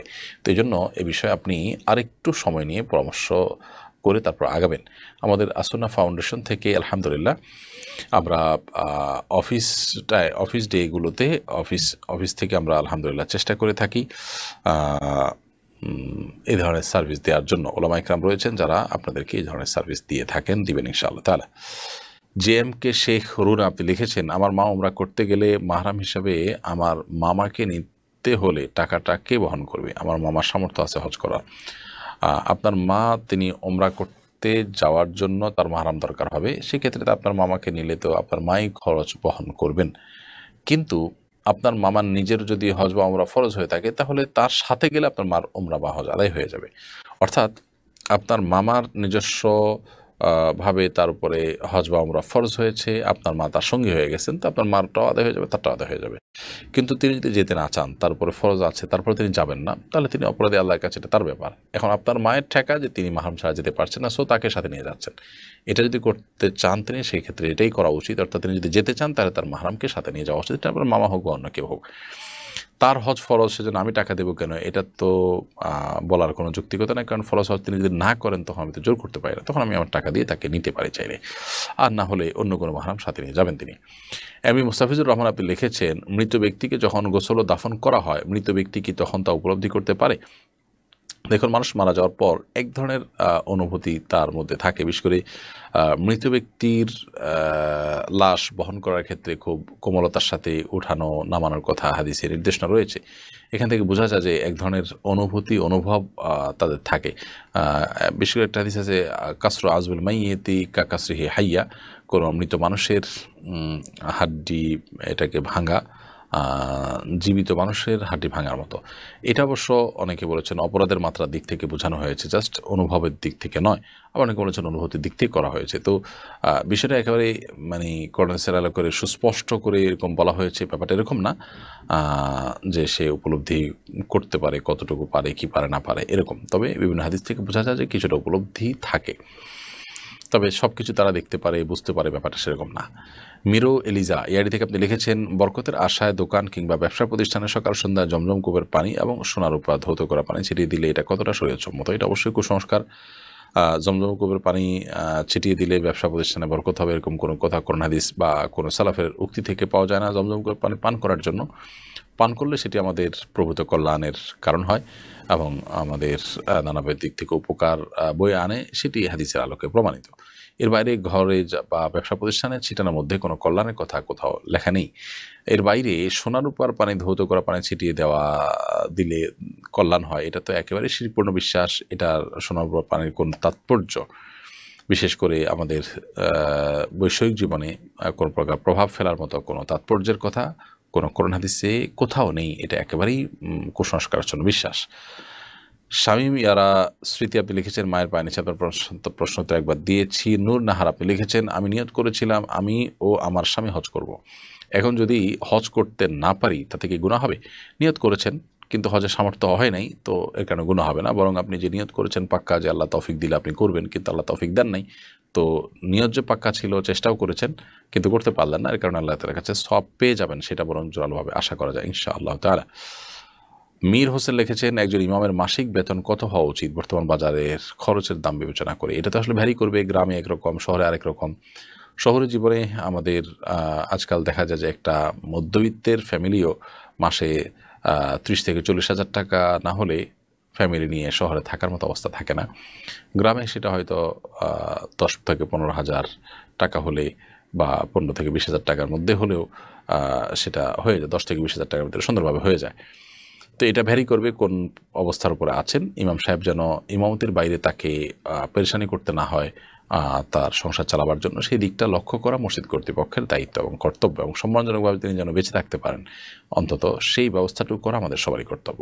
মোবারক হোসেন আজাদি লিখেছেন, আমি ঋণগ্রস্ত, সব টাকা একেবারে পরিশোধ করা আমার জন্য সম্ভব হচ্ছে না, সবাই অল্প অল্প করে টাকা নিতেও রাজি না, এই জন্য সবাই ব্যাংক থেকে সুদভিত্তিক ঋণ গ্রহণের পরামর্শ দিচ্ছে। এটা জায়েজ না হয় আমি রাজি না, কিন্তু এছাড়া ঋণ পরিশোধ করার কোনো উপায় আমি দেখছি না। মতো অবস্থা আমার জন্য করণীয় কি? দেখুন, প্রথমত আপনি আপনার সাধ্য অনুযায়ী একটু একটু করে ঋণ পরিশোধ করতে থাকেন। স্থাবর অস্থাবর সম্পত্তি বিক্রি করে হলেও আপনি ঋণ পরিশোধ করবেন না, সাধ্যের সবটুকুন, কিছুই রাখবেন না, একান্ত যা না রাখলেন না, তাছাড়া সব কিছু দিয়ে হলেও আপনি চেষ্টা করবেন ঋণ মুক্ত হওয়ার। ঋণ আদায় করার জন্য সুদভিত্তিক ঋণ নেওয়া আপনার জন্য উচিত হবে না, বরং আপনি চেষ্টা করেন আদায় করার, এবং দাবিদাররা, পাওনাদাররা যদি রাজি নাও হয় আপনি এই ওয়েতে আগান, এবং আপনার সদিচ্ছার জন্য কোনো ঘাটতি না থাকে, যাতে করে আপনি ঋণ পরিশোধ করতে পারেন। প্রয়োজনে আপনি অন্য ঋণ নেবেন সুদ মুক্ত, সেটা দিয়ে আপনি ঋণ পরিশোধ করতে পারেন। মোহাম্মদ নুরুল ইসলাম লিখেছেন, কিভাবে হেদায়েতের উপর অটল থাকা যায়? আল্লাহর কাছে দোয়া করবেন, রব্বানা লা তুযিগ কুলুবানা বা'দা ইয হাদাইতানা ওয়া হাব লানা মিন লাদুনকা রাহমা ইন্নাকা আনতাল ওয়াহ্হাব। আল্লাহ, একবার হেদায়েত দেওয়ার পর আপনি আমার অন্তরকে আর বক্র করে দিবেন না, অটল রাখবেন হয়তো হেদায়েতের উপরে, আপনি দানশীল, এ দোয়া করবেন, আল্লাহ তাআলা শিখিয়েছেন। এরকম আরও দোয়া রয়েছে, যেমন আমরা দোয়া করতে পারি, ইয়া মুকাল্লিবাল কুলুব সাব্বিত কলবি আলা দীনিকা ওয়া তাআতিক, হে অন্তর পরিবর্তনকারী, আমাদের অন্তরকে আপনি আপনার দ্বীনের উপরে, আপনার আনুগত্যের উপরে অটল অবিচল করে দিন। এভাবে দোয়া করবেন আল্লাহ তাআলার কাছে। নাদিয়া সুলতান লিখেছেন, মহিলারা পিরিয়ড চলাকালীন অবস্থায় মুখস্থ কোরআন তেলাওয়াত করতে পারবে কিনা? জমহুর বা সংখ্যাগরিষ্ঠ ইমামদের মতে পারবে না। মহিলা পিরিয়ড অবস্থায় এমনি ইসলামিক ব্যবস্থা পড়তে পারে, কোরআনের তাফসির বা ব্যাখ্যা বিশ্লেষণ পড়তে পারে, বাট সরাসরি কোরআন পড়বেন না। শিবির আহমদ আপনি লিখেছেন, আমি ইরাক থেকে বলছি, আমাদের এখানে কোনো মসজিদ নেই, আমরা জুমার নামাজ পড়তে পারি না, আমাদের করণীয় কি? কয়েকজন মিলে আপনারা জামাত করবেন, মসজিদ হওয়া জরুরি নয়। আপনারা 3জন মানুষ যদি থাকেন তো 3জন মানুষ মিলে আপনারা নিজেরা খুতবা দিয়ে জুমার ব্যবস্থা করবেন, এবং এটা কোনো জটিল কাজ না, চেষ্টা করলে আমাদের জন্য খুব সহজ। কোরআন একটা আয়াত বললো, একটু তাসবিহ পাঠ করলো, বাস খুতবা হয়ে গেল। হতে পারে 2 মিনিটের খুতবা, 1 মিনিটের খুতবা, দেখে দেখে পড়লো, কিন্তু আপনাদেরকে জুমা নামাজ পড়তে হবে। ইচ্ছাকৃতভাবে জুমা নামাজ ত্যাগ করে থাকার সুযোগ নেই, যদি সেই সুযোগ না থাকে তাহলে সে জায়গা আপনাকে ত্যাগ করতে হবে। আফরোজা দীপা আপনি লিখেছেন, আমি একটা ছেলেকে পছন্দ করি, কিন্তু সে আমার থেকে 7 বছরের ছোট। ছেলেটিও পছন্দ করে, পরিবার ও বয়সের কথা চিন্তা করে কেউ কাউকে বলতে পারছি না, কিন্তু দুজনেই খুব কষ্ট পাচ্ছি। এখন আমাদের কি, ছেলেটা এবার এইচএসসি পরীক্ষা দিয়ে এবং আমি মাস্টার্স শেষ করেছি। দেখুন, বিবাহর আগে এ ধরনের সম্পর্ক, রিলেশন, তথাকথিত পছন্দ করা করি, এই জিনিসটা থেকে আমাদের বেরিয়ে আসতে হবে, এটা হারাম। যেহেতু আপনার কেউ কাউকে বলতে পারছেন না, এজন্য দুজনের পথে থাকবেন, এবং একজন আরেকজনের সাথে কোনো প্রকার যোগাযোগ করবেন না, অপেক্ষা করবেন। পারিবারিকভাবে যদি সেরকম সুযোগ থাকে করবেন, আর না হলে এটা শয়তানের ধোঁকা, আপনাদেরকে শয়তান হারামের দিকে নিয়ে যাওয়ার চেষ্টা করছে। এখান থেকে আল্লাহর জন্য ত্যাগটা করবেন, আল্লাহর জন্য ত্যাগ, আল্লাহর জন্য ভালোবাসা, এটা ইমানের দাবি। এটুকু করতে না পারলে আপনি কোন মুখে আল্লাহর কাছে জান্নাত চাইবেন? এরপরে ওয়াফিয়া সরকার লিখেছেন, প্রেগনেন্সিতে হঠাৎ কোনো কারণে ব্লিডিং হলে কি নামাজ পড়া যায়? আশা করি উত্তর পাবো। প্রেগনেন্সিতে যদি হঠাৎ করে ব্লিডিং হয়, আপনি নামাজ পড়বেন, ওটা অসুস্থতা, ওই অবস্থা নামাজ আপনার জন্য প্রযোজ্য। গোলাম রাব্বি আপনি লিখেছেন, বাবরির চুল কাটা বা সাইজ করার বিষয়টি একটু বলবেন প্লিজ। কানের সাইড দিয়ে কাটা যাবে নাকি কান কাটা যাবে না? কান বরাবর বা কাঁধ বরাবর, ঘাড় বরাবর, আপনি কান এবং ঘাড়ের মাঝামাঝি এবং ঘাড় বরাবর, কান বরাবর, 3ভাবে রাখতে পারেন, যেখানে রাখেন সমান করে কাটবেন, এটা জায়েজ আছে। এমনি টিপু আপনি লিখেছেন, দুঃস্বপ্ন থেকে বাঁচার আমল বলবেন। ভাই টিপু, দুঃস্বপ্ন থেকে বাঁচার জন্য প্রথমত এগুলো অনেক সময় হয়ে থাকে ডিপ্রেশনের কারণে, সেজন্য ডিপ্রেশন থেকে মুক্ত থাকার চেষ্টা করবেন, আরও বিভিন্ন পরামর্শ রয়েছে। আর শয়তান দেখাচ্ছে এরকম কিছু মনে হলেও উজু করে পবিত্র অবস্থায় আপনি শোয়ার চেষ্টা করবেন।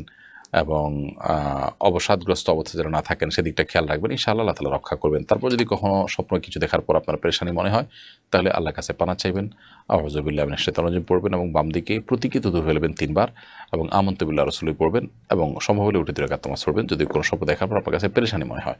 বাকি এই ধরনের স্বপ্ন যেন না দেখেন সেজন্য ওযু করে আল্লাহর কাছে পানাহ চেয়ে তারপরে ঘুমাবেন, ইনশাআল্লাহ বিদিন আল্লাহ তাআলা রক্ষা করবেন। প্রিয় দর্শক, দেখতে দেখতে অনুষ্ঠানের একেবারে শেষ প্রান্তে আমরা চলে এসেছি। সময় হয়েছে আমাদের বিদায় নেবার। ইনশাআল্লাহ বিদিনা যদি আল্লাহ তাআলা আমাদেরকে ভালো রাখেন, নিরাপদে রাখেন, আগামী সপ্তাহে একই সময় আবার দেখা হবে। সে পর্যন্ত আল্লাহ তাআলা সবাইকে ভালো রাখুন, নিরাপদে রাখুন, সুস্থ রাখুন এবং কোরআন এবং হাদিসের আলোকে আমাদের জীবনকে আলোকিত করার তৌফিক দান করুন, তাকওয়ার পথে এগিয়ে যাওয়ার তৌফিক দান করুন। আজকে এই পর্যন্তই। বারাকাল্লাহু ফিকুম, জাযাকুমুল্লাহু খাইরা, ওয়াসসালামু আলাইকুম ওয়া রাহমাতুল্লাহি ওয়া বারাকাতুহু। আসুন্নাহ ফাউন্ডেশন